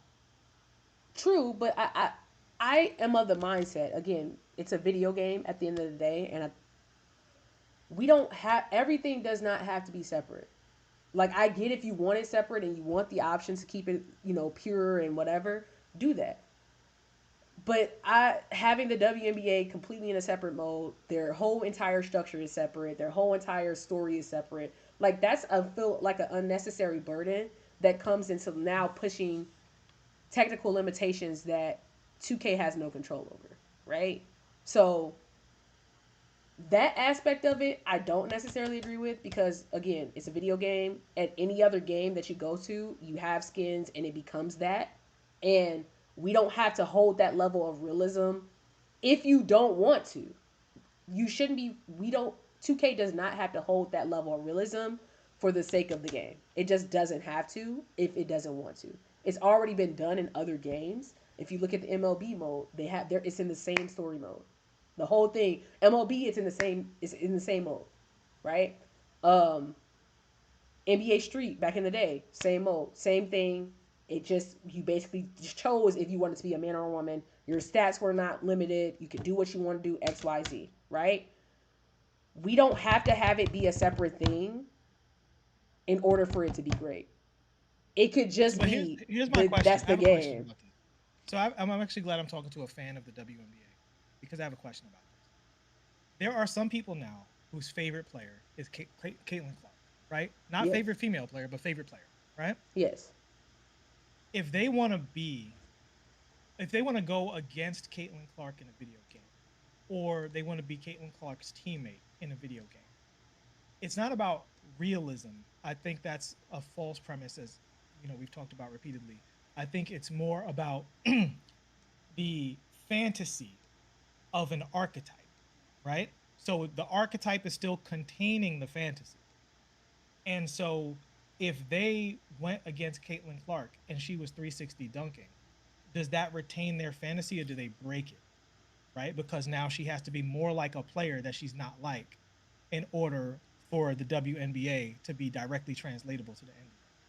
But that's a mode of, like, that depends on what mode you go into, that where that expectation is set. If I'm playing offline my career and I want to be her teammate, that's where the realism comes from. Where's the stand of the game? That's where the realism come point. But if you go into a thing like my team, where the whole premise is Oh no, fantasy my team. lineups, I'm not talking about my team. I'm talking about yeah, in my I career. like from that. But like when I'm in the WNBA, Caitlin Clark don't gotta be dunking. But if I want to decide to dunk, I should be able to do that, right? Um, it's difficult because the NBA My Player Builder is based off of NBA player limitations in each Right. category. I don't And we care. get real upset when they get like too far from that. But I'm saying if Yeah, someone's but a like, real fan of the does it matter though? WNBA, In well, the hold whole on, scheme, on the whole scheme of check it things, out. does it really There's matter? I'm gonna answer that question. So there are women in high school now that are dunking more and more faster and faster, right? So we're gonna be at a point where someone's gonna be drafted in the WNBA and she's gonna change how dunking works in the WNBA. The same way it started with Lisa Leslie and then Candace and then Brittany, right? But there's gonna be a guard that dunks on somebody in the WNBA. And when that happens, it's gonna be the most awesome viral thing in basketball for probably a week, right? And that is going to set the temperature of what a Duncan archetype actually means in the WNBA. The same way the NBA is limited by, say, Vince Carter, right, at the guard position. That's as good as you get. You can't dunk no more. If Vince didn't do it, you can't do it, right? Same thing with shooting. Steph Curry. If Steph couldn't do it, That's you in real can't do it. life. That's in real life though. 2K is a No, but video that's what the game. archetypes. But that's what the archetypes are based off of. If Right. you And I make the don't arc, disagree with you there, but okay. like in So the you're saying the in the WNBA shouldn't have its own archetypes?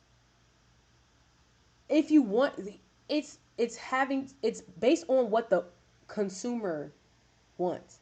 Like, Right. you are absolutely right. If you want to be loved in your fantasy and they strict to the game and have that level of restriction on you, cool. That's good for you. But that shouldn't be the expectation for everybody for the sake of your fantasy. At the end of the day, regardless of all the things that we put in 2K, living out your hoop dreams might be different to you than it is to me. I don't care if you don't want to be able to dunk. That's you. You choose that for yourself. Me personally, if you let me dunk as a Cheryl Miller build, I'm gonna live my life and have a great time doing it. You see what I'm saying? Because at the end of the day, it's a fantasy, it's a basketball video game. In that realm, you should not be restricted to the fully restricted to the nature of what reality is, because if we don't put those same restrictions on other video games like a Call of Duty, then that type of restriction should not be put on a other video game in real life. Just like it is in MLB, where you can sit here and you can make a MLB female player that hits dingers out of the park on a consistent basis. It should be that way in 2K. And at that point, I'm not That's conceding on. interesting because well, no, it's not. This I don't think this is a right or wrong. I think it's an opinion on game design, right? Yeah. And how game design relates to what people envision as what makes basketball great. Gilbert Arenas talked about Kobe Bryant versus Michael Jordan, right? And it's a pretty famous diatribe where he says basically Michael Jordan is as good as an athlete gets, and so that made it a relatively straight line for a guy with his mentality to be the best player ever. For Kobe to get that close, but on paper he doesn't have that level of athleticism really in any category except arguably agility and coordination. He also has smaller hands. For him to do it, that's why people admire him so much, because Michael Jordan's methods are impossible to follow or seem impossible to follow. Because if I don't have your hands and a 48-inch vertical, what are we talking about? But whereas Kobe, it's like a lot of people who are 6'6" are Kobe's athleticism. And so part of what makes Kobe so special is that he used mindset and skill to overcome not having the athleticism. And that trickles on down. Part of the reason people like Steph Curry is because he's not that tall. He can hardly dunk. He's not super duper fast. He's quick, but not fast, not super strong. Yet, MVP unanimous because of how good he was at ball handling, shooting, and his cardio. And so having all of these other skills be special creates NBA archetypes. Now you can do exaggerated versions of these archetypes, or you can go all the way up to NBA Jam or Volume Street and still have the archetypes. But once Steph Curry does a windmill 360 dunk, now he's outside of his archetype, and the Steph Curry fantasy is broken. The same way in Overwatch, Tracer doesn't get a shield and Reinhardt doesn't get a sniper rifle, right? Yeah, So, and I don't mind that aspect of it. That depends on the mode that we're speaking on. Your okay, specific fantasy depends on the mode that we're speaking on, right? If we're saying the things that are actually simulation, which is us playing in fives, right? Or like whatever, like that part of it. I don't mind you saying, hey, that should be viable. This should be sticking to the fantasy of what that is. I wouldn't be mad at that. But again, I feel like that's one of those things where it comes down to consumer choice. You see what I'm saying? Like, that is the choice that you decided to make for yourself.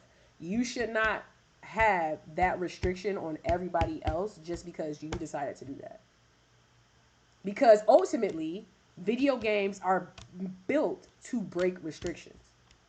They're built to go outside of the norm. They're built to do something that you can't do in real life. That's why all of us are so passionate about it, because it's us living out our hoop dreams as basketball fans in some aspect. So, of that part, I get. You don't want to dunk? Cool. If I want to dunk with my boomy build, female my player, and be the first woman to play in the WNBA, I mean the NBA, and be effective or whatever, I'm cool with that.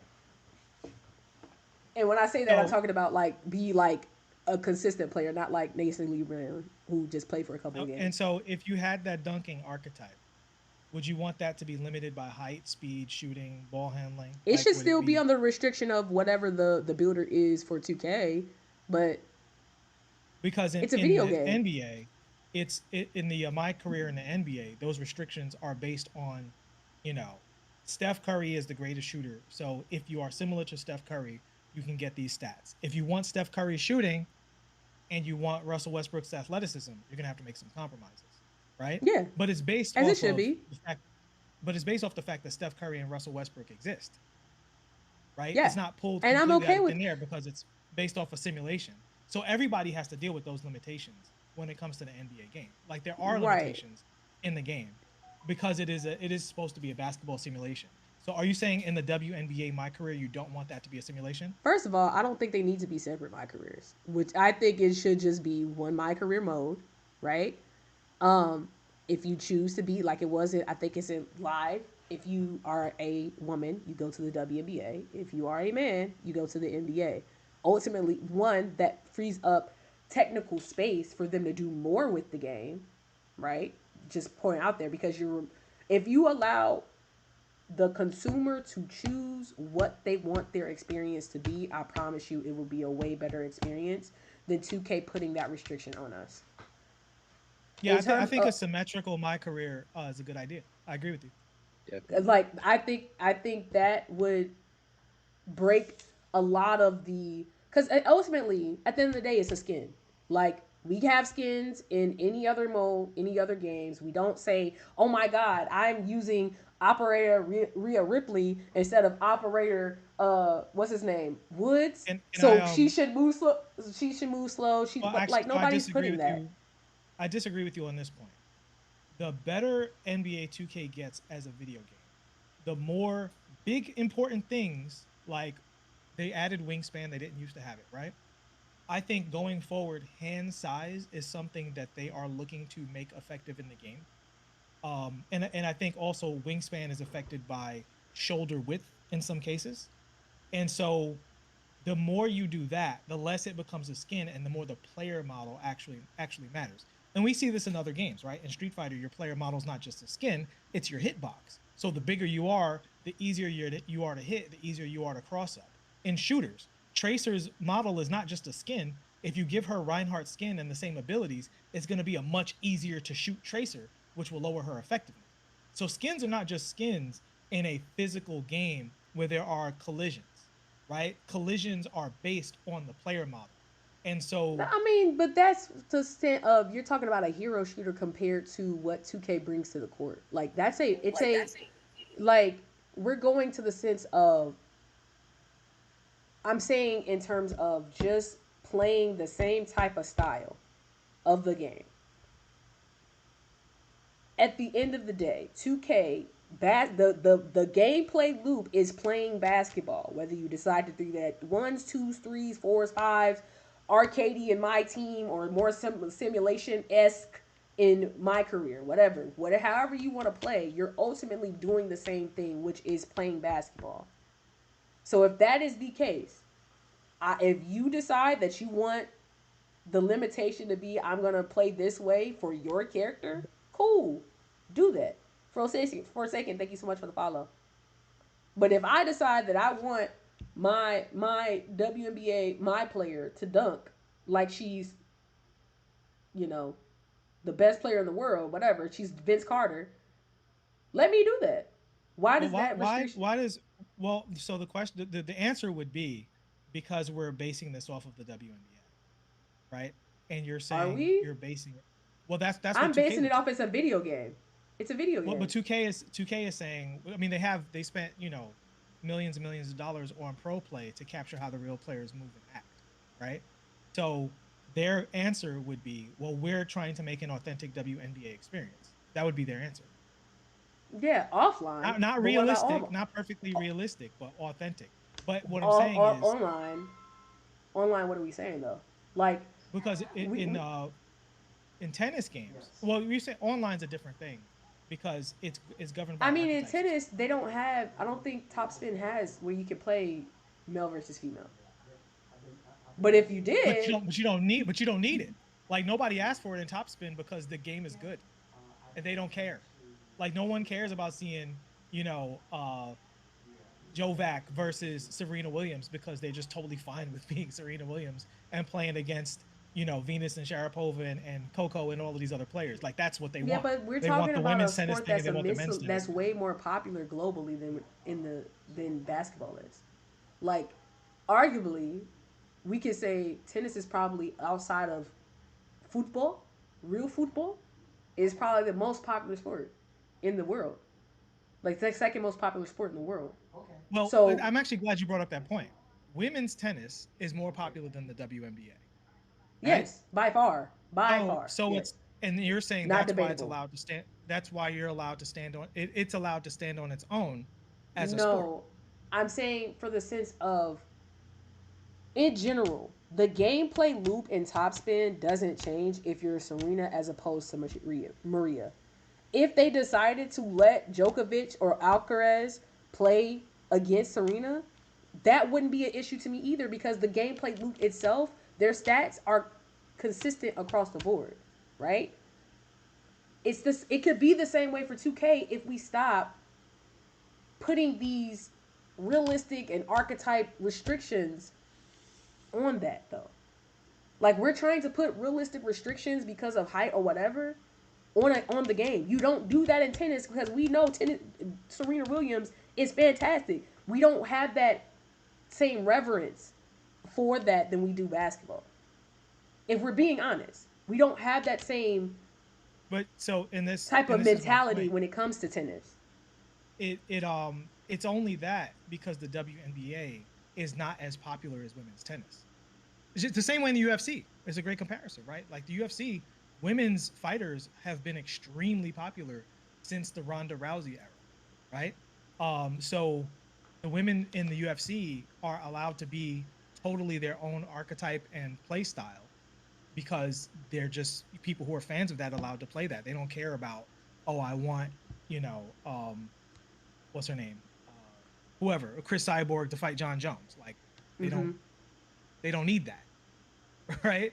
They don't need a female skin in the male form because, and again, it's not, I'm not saying some people don't want that. I'm saying that's not something anybody's asking for because the women's league has its own area that But people that's really from the like. standpoint of you, though. No, it's Like not from the as standpoint of me. I'm just looking at no, no, the I'm just saying in general. In general, like that's your stance on it because I don't want to say as a man, but like as a man, you don't have to think about it in that way. Whereas if you're looking at it from a woman's standpoint of I want to be able to do whatever it is that I want to do, it becomes a different context. The game of the sport, I mean, the sport of the game is the same, right? We don't have those conversations about it because, like you said, it's they're just as popular as the men. You still have people that are popular in that aspect. For the WNBA, especially in America, it's not that way.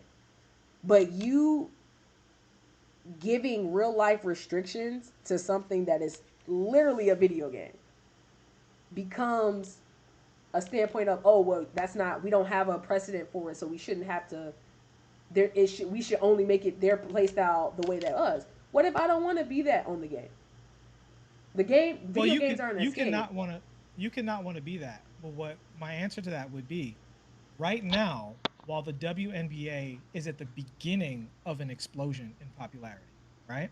It started obviously with Caitlyn and Angel, but I think what I'm seeing is that the snowball effect has already happened, right? I'm already seeing more press for new players and even some college players based on the increased popularity of coverage of Angel and Caitlyn. Now there are YouTube channels that talk about this, so on and so forth, right?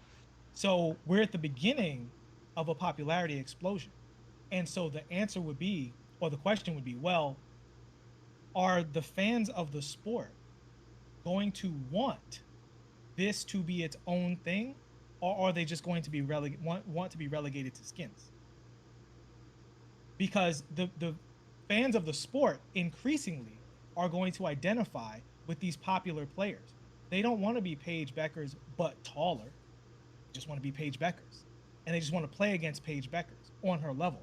They don't want to So have what's wrong with 99 having the dunk. option for that though? I'm not Well, opposed there to the W still being its own mode. I'm not opposed to hold on. that. In the option is in my WNBA, right? Or the W is in the W you can do whatever you want. But in my career, you're supposed to fit into the world that is established. Cool. That's the And if precedent that's of the my career. option for you, No, no, but that's the way it is in my career. In my career, I'm not allowed to be 7'4" with 99 speed. you're No matter right. how much I want it, I don't get it.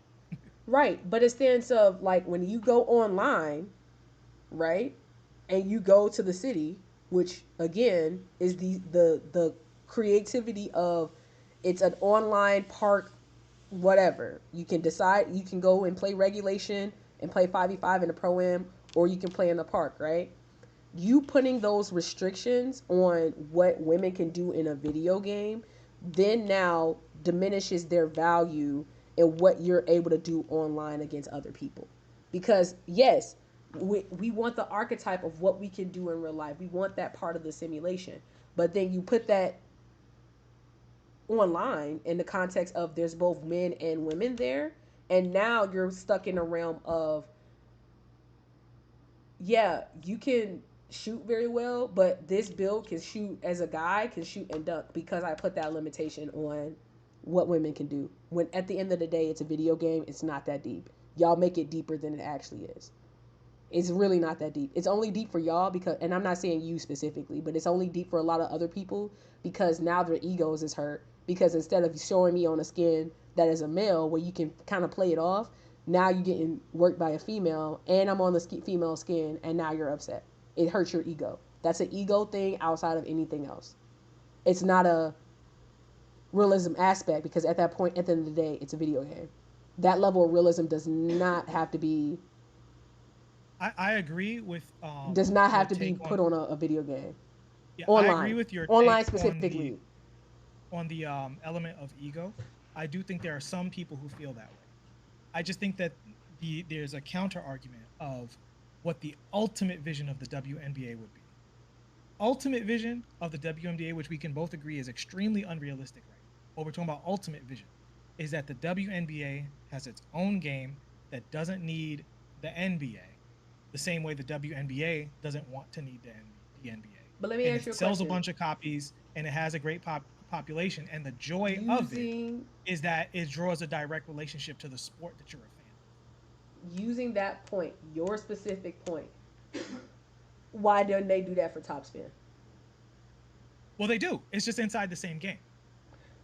Like you Why said, do they not? the Again, top so spin women's circuit doesn't include men in top spin. but again, if they decided to do that, that wouldn't be a problem because guess what? It's a video. Well, game. that's a hypothetical.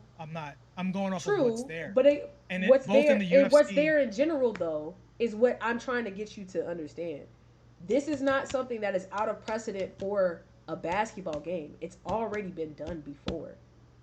Well, not a Like basketball it's been simulation. done. Okay, so it's not a basketball simulation game, but a basketball arcade game. Cool. It's a game. It's a game. So whether we want to put the simulation title or not, you can't say that and then turn around and have Taco Falls running around here, Superman fading from the 3 point line.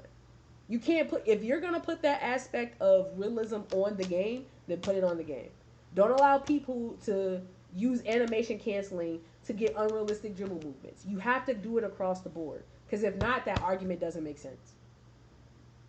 Well, again, Fair or I don't fair? agree with that because that's the argument that one boundary is all boundaries, and the art of making a great It, video game is choosing which boundaries give you the best gameplay experience according to the goals of your exactly. game, right? That's the point, though. You Right? get But to here's the thing: choose. I think You are when the trying to put a W, restriction. You're trying to put a restriction on a basketball game that is built on being in line with basketball culture that also doesn't have that has elements of unrealism in the game, things that are not built and stuck to reality. So you telling me just because I'm a female, I have to then go turn around and be stuck to the realities of what we can do in real life when that's you're not saying that same well, no, thing what no, about what I'm saying is the the simulation has certain things that makes it qualify as a simulation.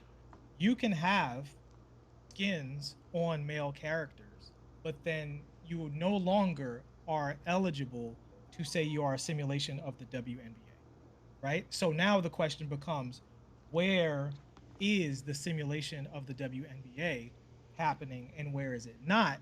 And are you doing the okay. best thing for that experience? Okay, And so again, then let's say I'm not let me on I'm gonna either give you a side. I'm solution just because asking I'm a a question. solution based. I'm a solution based person. In your realm to keep your simulation title, would you be okay with having an offline experience, an offline my player and an online my player? They're two separate things. No, Why?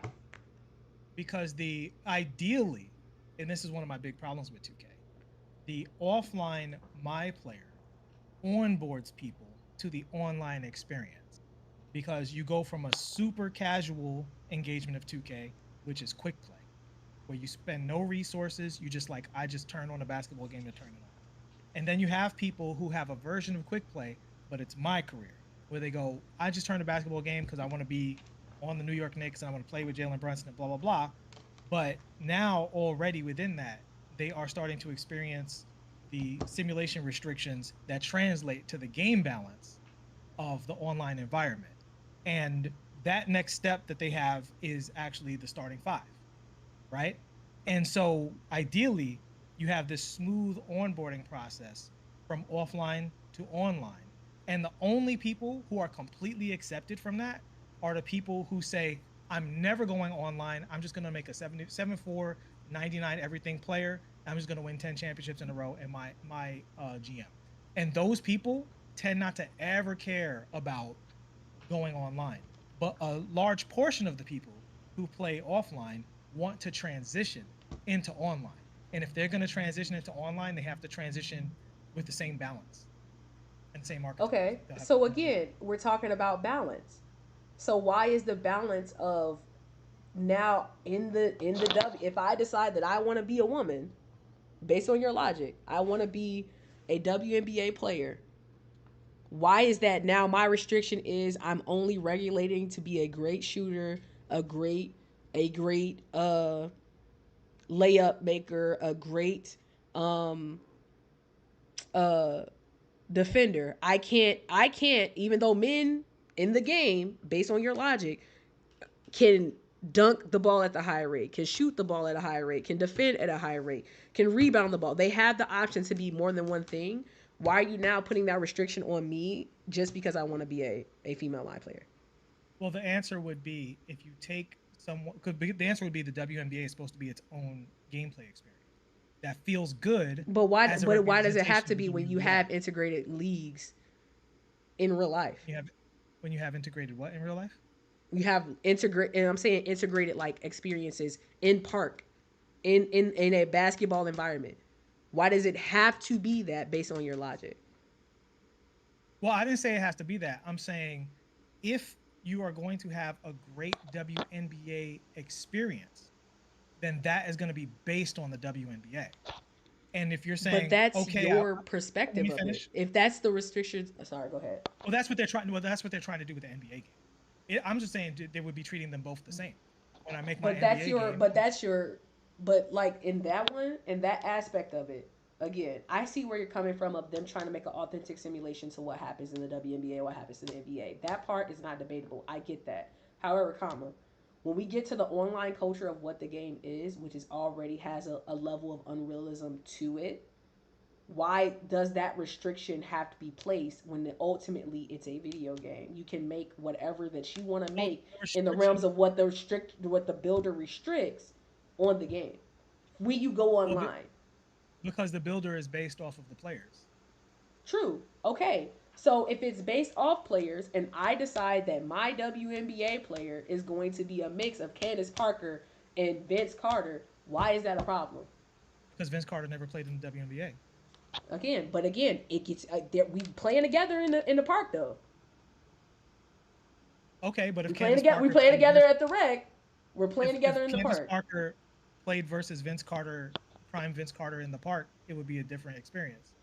But again, you're bringing a level of realism to something that's online. Well, I get your archetype, but that's a created archetype online that's not real, that doesn't have any impact on the WNBA player experience simulation around me. It's me in that moment being able to do what I want to do on a video game online. If you're gonna make it a gateway to online, then if you're not doing one offline and online player separate, then you putting that restriction on me just because I decide to be a WNBA, a female, which is what I am in real life, compared to a male, it's just outside of. Well, I don't view it as, you're putting a restriction on something that doesn't need a restriction. I don't view it as putting a restriction. It's more so that they're two different you sports. You are though. No, they're just two different sports. It's basketball. Ultimately, it's basketball. I guess. Yeah, men and women play it differently, but the sport doesn't change, right? It does when you have different players. Yeah. The sport does not change. The sport of putting the ball in the basket does not change. The sport doesn't change, but the game changes based on. Yes, the game, because of, again, the men and women physiology. This is a video game. That point is out the window once you turn it into a video game. Because at that point, you're saying here that I have to be put on a restriction to fit in the mold of the WNBA, even though the men are not going to have that restriction. If you're not making me better shooters than men in real life, I'm not trying to hear it. Because the women are more fundamentally sound. That's a fact. That is a fact. So if you're not putting that restriction on men, you can't put that restriction on women when we go into the online space of playing 2K. You can't. Personally. Now, if you want the choice to be able to do it the way you want to do it, cool. But don't tell us that has to be the restriction, because that's what it is in real life. That is a disingenuous conversation. No, I don't think it's disingenuous. For me, it's I mean, again, putting the restriction implies an environment that doesn't exist. That environment doesn't exist. It's not a fully integrated environment in NBA 2K. It's called NBA Right. 2K, right? And a section of NBA 2K, the video game, is dedicated to non NBA things. The park is a non NBA thing. The rec is a non NBA thing, but they are directly related to the NBA because they're based on the NBA, right? And then now they've included the separate thing, which is the WNBA. And then they gave the WNBA its own online, which is not great. We can agree with that. And you're saying, well, I want to have the WNBA. Either there's two crossroads. Either the WNBA never gets its own stuff, and you can play the WNBA separately, but that's completely different than going online. You're never going to get WNBA archetypes where you play your friends online and you guys are fans of the WNBA and it's like Caitlin Clark versus my version of Caitlin Clark versus your version of Jonquel Jones and Stewie and so on and so forth. That's never happening because once you go online, you have to be a skin of Vince Carter or, Shaq. But that's your interpretation of it. If you look at it as a negative in that way, cool. I'm taking up. I You didn't say it just was a said negative. yourself. No, I no. didn't, I I'm didn't just saying. And classify it. I just said that's but what would happen. again, That is the two your choices. definition of it, right? Your definition of the park and the rec online is not a real thing. It therefore, because it's not a real thing, does not have to fit into the restrictions that you are placing. That's in place for the WNBA and NBA. It doesn't have to No, fit that the way. park the park has restrictions based on the NBA. Right. And again, if we're playing Park, which is the online experience, if a female wants that same experience where I can go and play whether I'm a guy or a girl, I can go online and play that. Why do I have to be placed in a restriction just because I chose to be a WNBA player instead of NBA player? Well, again, there's three realities, right? There's one where the player gender is just purely cosmetic. Although, if you are going to have female character models that are as effective as the male character models, there is a dimensional aspect where if you, and again, I draw up the human body for a living. If you have a woman with the same dimensions as a man, she's going to look terrible because women aren't dimensionally built like men. And so, if things in the game matter like wingspan and hand size, and some of these things do matter more than you think, um, if those things matter, even a woman who is the same size height wise as a man, if she looks like a woman, her dimensions different, and the game includes those dimensions, they're still going to be somewhat different. But maybe not different enough that you're at a tremendous disadvantage. It would just be a disadvantage at maybe the highest level, right? But there's that where it's mostly cosmetic, but the cosmetics do affect gameplay. Then there's one where it has its entirely own separate thing where you play the WNBA and you go to WNBA online, and that is equal to what the men have with the NBA, except it's based off the WNBA.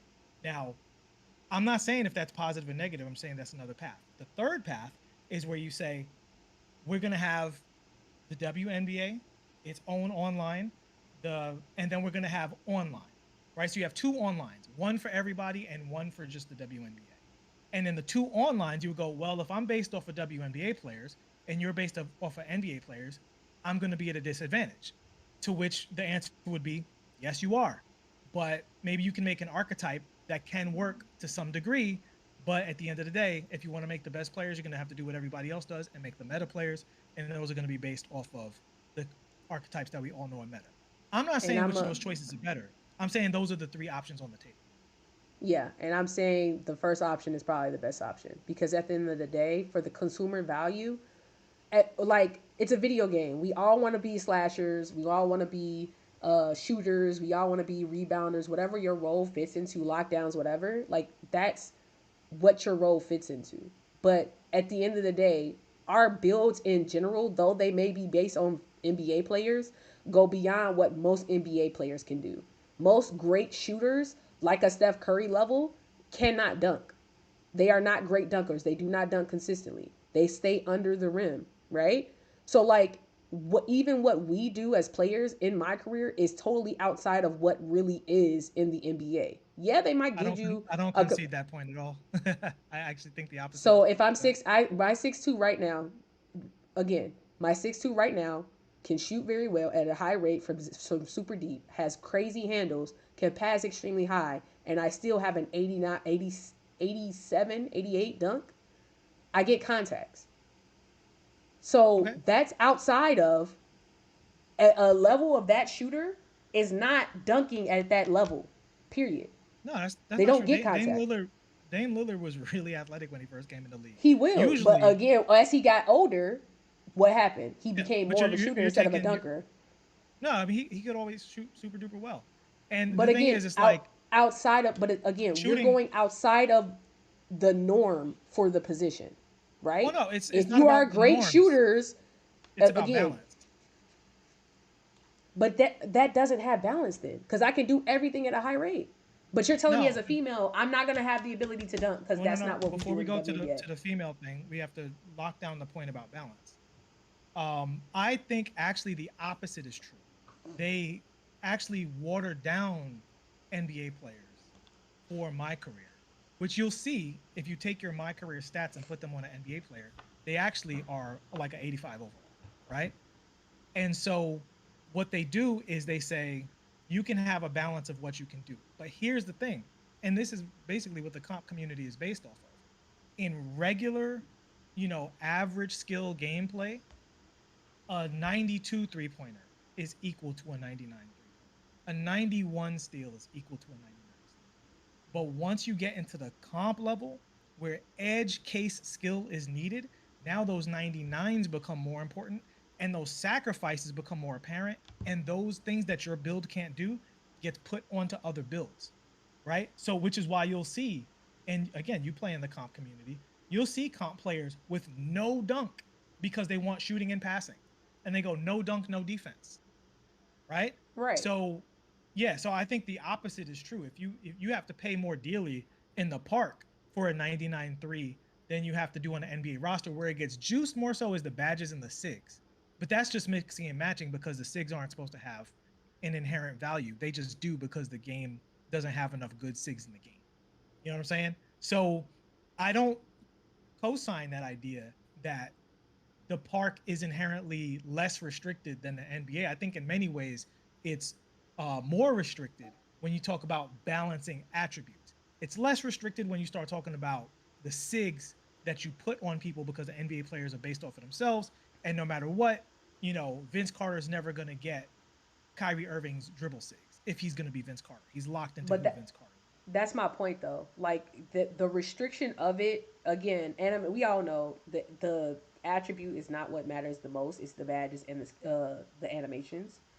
So for that, again, I don't like the spam of a guy can have 99 rebounding. I mean, excuse me, 99 three and 99 ball handle and have a good level of dunk that would make them viable, and then turn around and say, "Oh, well, women can't do that because we're in the WNBA."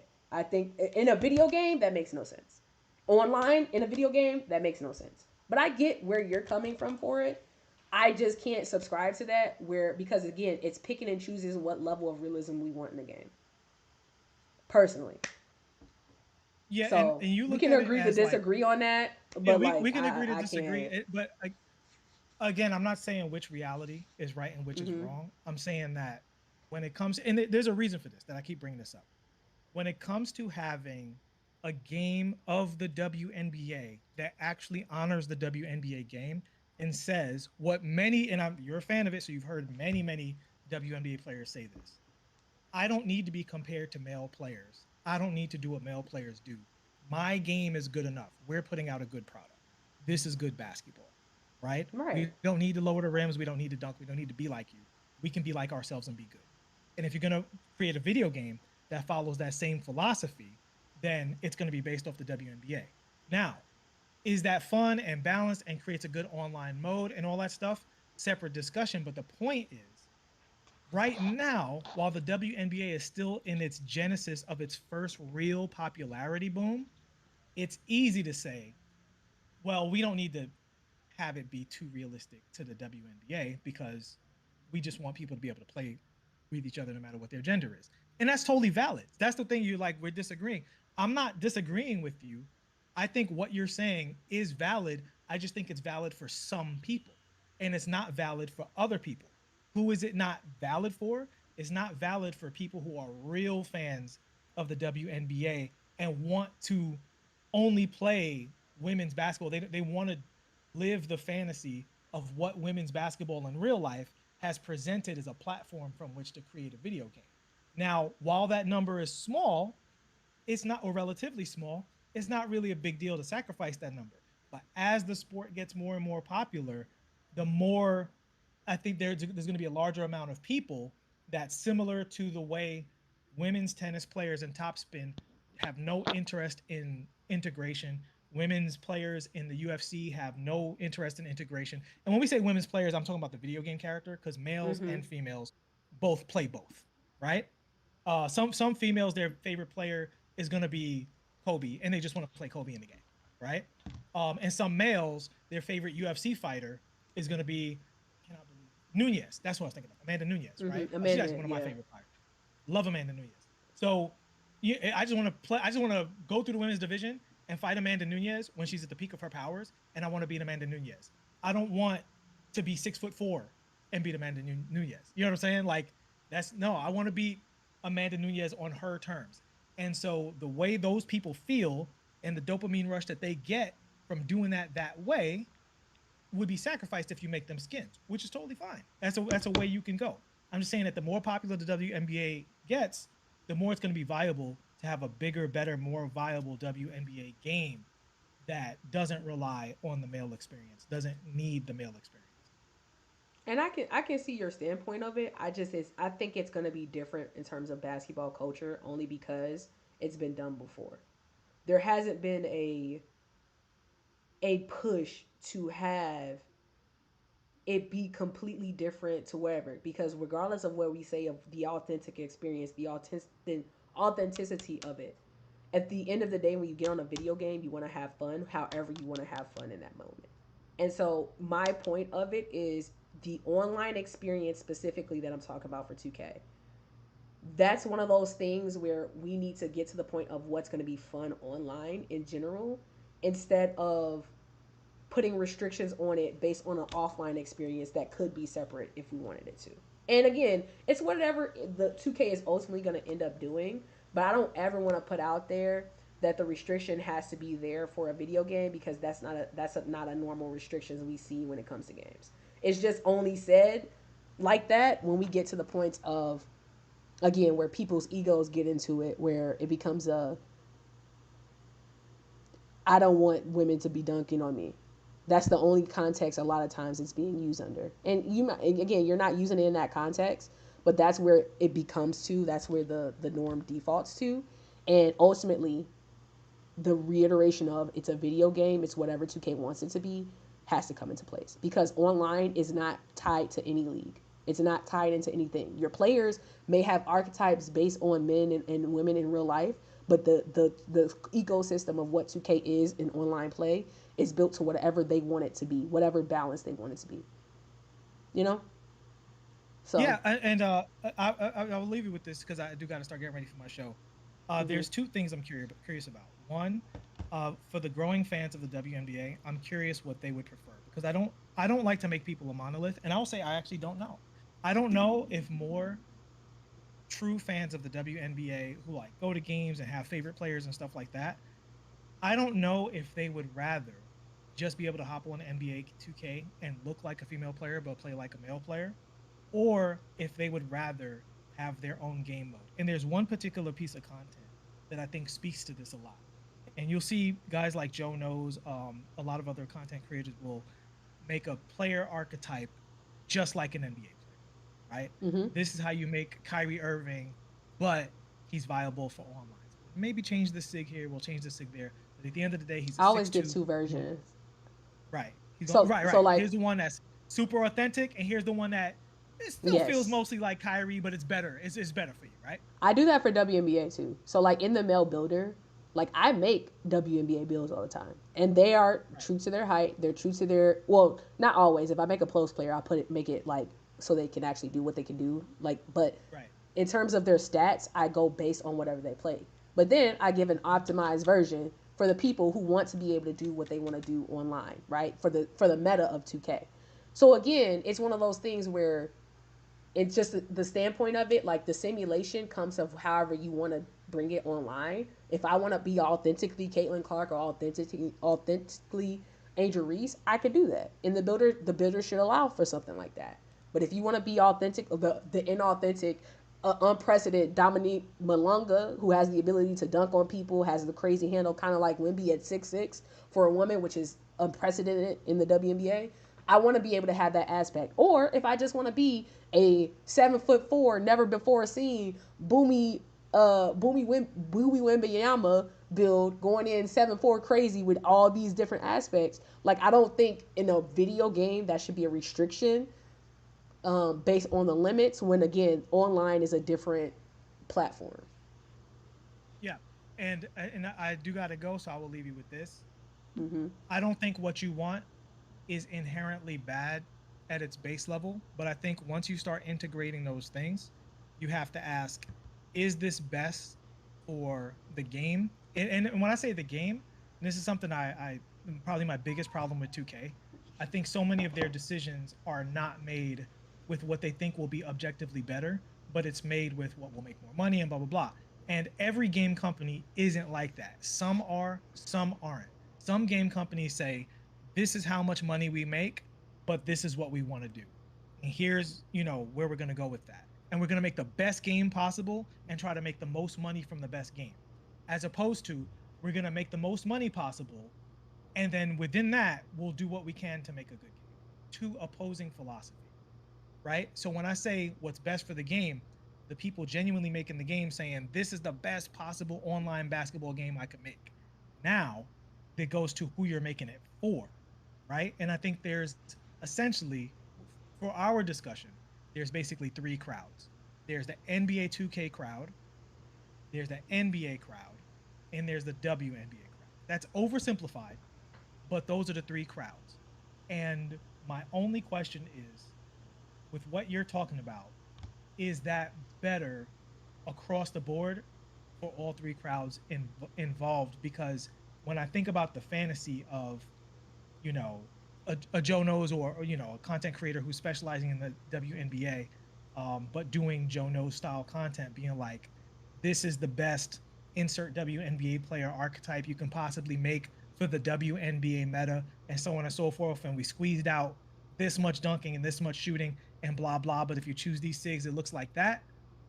I do want those people to have a place where they have that experience, right? Now, there's something So are else you to be saying, said like, for. real quick, like, so would you think having still keeping the W online as its own thing for the people who want to play authentic to that, but then having it to where you can be a skin in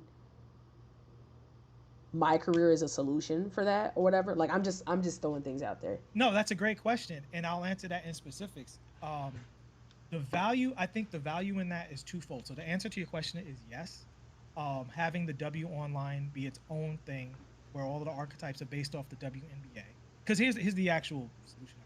Because we've been talking about it, and I've just been talking about these points, but I haven't said what I actually think is the best thing, or I would personally want, right? Mm-hmm. What I would say, what I would personally want is for the WNBA, the same way college football has its own game, but like the UFC, it's integrated into the same game, that the WNBA keeps building up to be a great WNBA game. I think that's where the most potential is, and that's where the most potential for gameplay and for making money is. When you have this separate group that loves this separate product that gets a separate product, right? And it would have its own meta and its own online, and it'd be dope. The on the court benefit of that goes back to what we were saying. Almost 2K, you could almost say the smaller the players are, the better the gameplay, right? Because a lot of the problems from 2K come from spacing.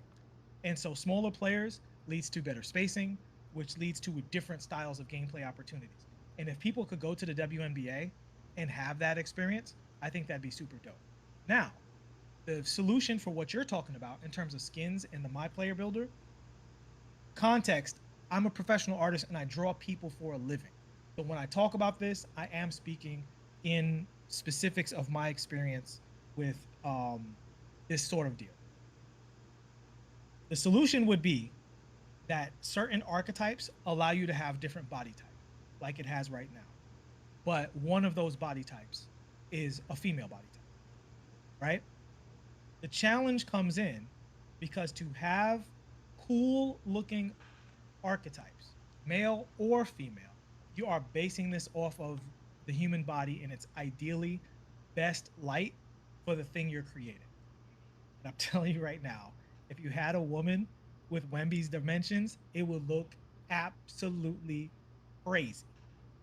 And knowing 2K, they're a very vain company, which is another problem I have with them. They often go for aesthetics over gameplay. Does this look real versus whether it feels real? That's why I never buy into the arguments about realism, because I saw you respond to the one guy where you're like, so you want to do two dribbles and run out of breath? No one does that, right? I haven't touched a basketball in years and I can dribble 2 times without running out of breath, right? That's not realistic.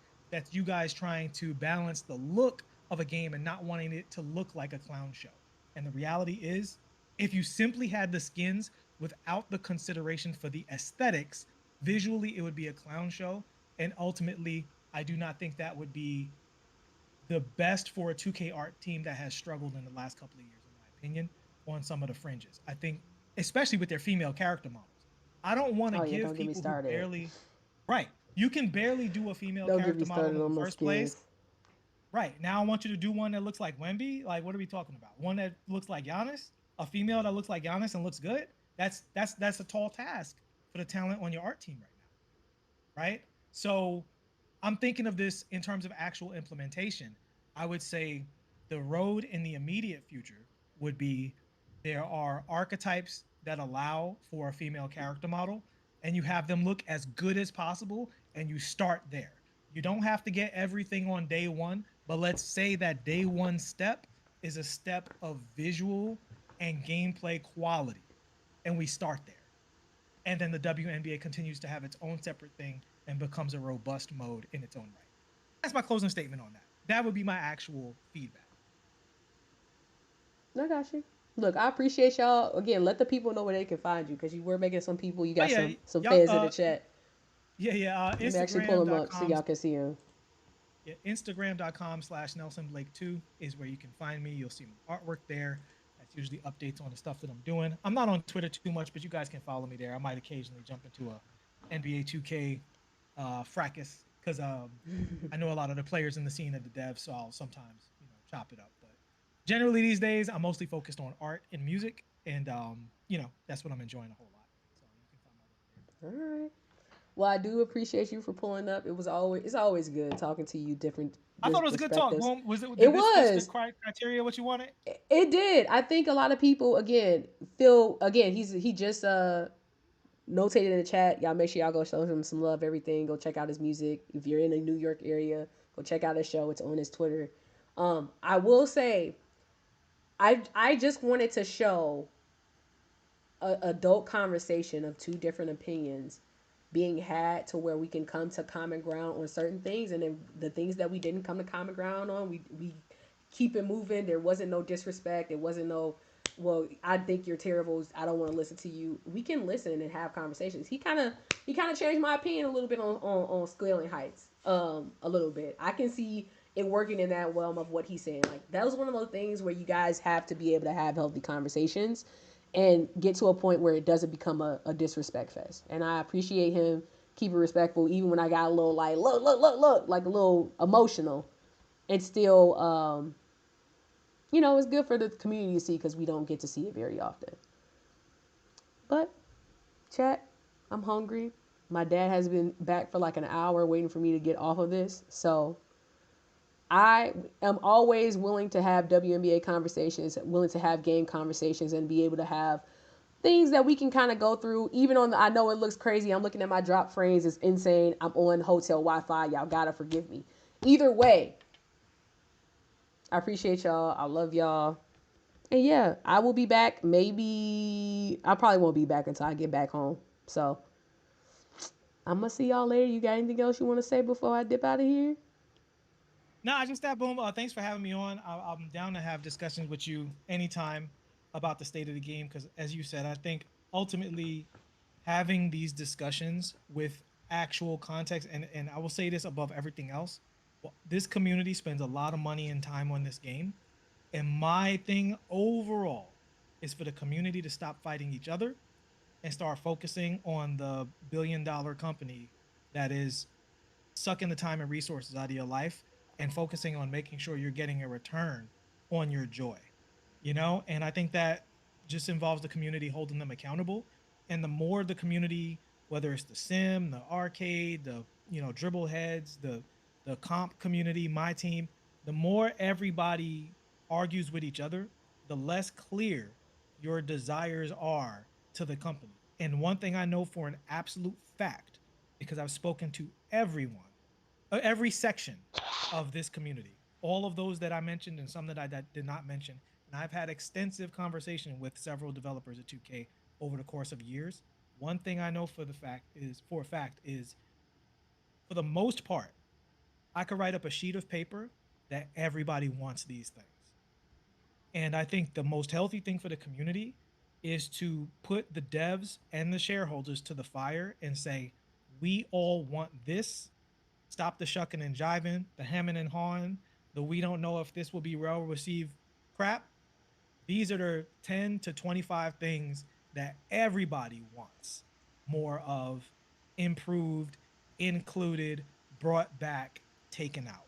So whenever I have a discussion, that's the context, that's the goal. And Boom, I think you're doing a great job of keeping that general spirit alive. And I hope to see it going forward. Appreciate you, man. I appreciate you. Real quick, chat. See, since y'all want to play, you can go. Books. I'm about to cuss my community out. Um, Okay. I'm gonna say Later, Boom. Have this. a good one. See ya. You too. Real quick. Don't come in this game acting like y'all ain't got no sense. All right. A lot of y'all are talking crazy in this chat. I cannot believe my block button I have decided is gonna be super strong because I'm not finna let negativity ruin my spirit. All of you people talking crazy in the chat, 2K26 is less than 14 days away.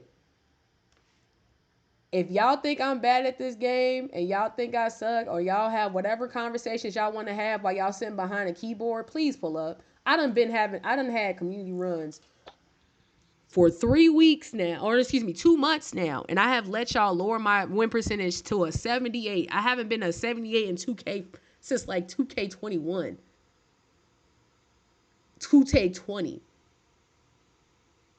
So if you guys want to come in here talking crazy and thinking all this stuff and thinking y'all actually good, pull up. I'll even guard you. If not, come in here like y'all got some sense. We ain't playing those games. This is Auntie Boom's chat. This is the block party. We're gonna have good vibes. We're gonna be able to have open up spaces to have discussions without it being rude, rowlet, disrespectful, all of that. Come in here like y'all got some sense.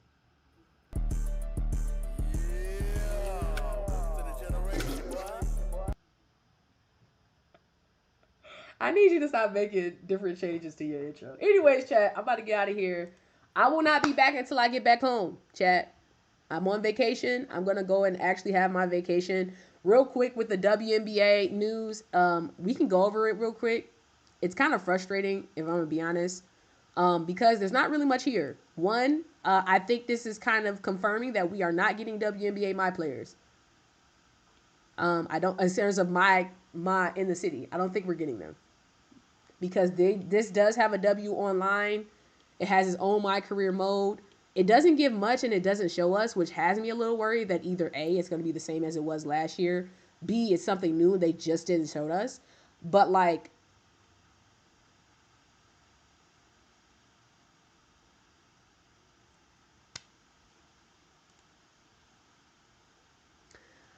I didn't find much of substance in this article. GOAT challenges are back. The introductory pre-draft interview is back to be able to be drafted. You can still pick your teams. That's good. But in terms of the whole premise of the article, of what's going to be the W, it looks like it's going to be more of the same. You'll have rivals. I think they said Sonya Citron. Kiki Irafin. They hit a lot of people, but like it seems like it's going to be kind of the same premise of what the W's been the last couple years. So we'll see how it plays out. We didn't see any of the W online, so like I would love to see what that actually looks like this year. Anyways, come in here like y'all got some sense. I appreciate y'all for being here. There is no outro because I'm not at home, but yeah, appreciate everybody who stuck around this entire time. What? I'll make one. Don't worry about it. It's okay. Okay. I don't have. You're gonna make an outro for me? Yes. Oh God, chat. This sounds terrible.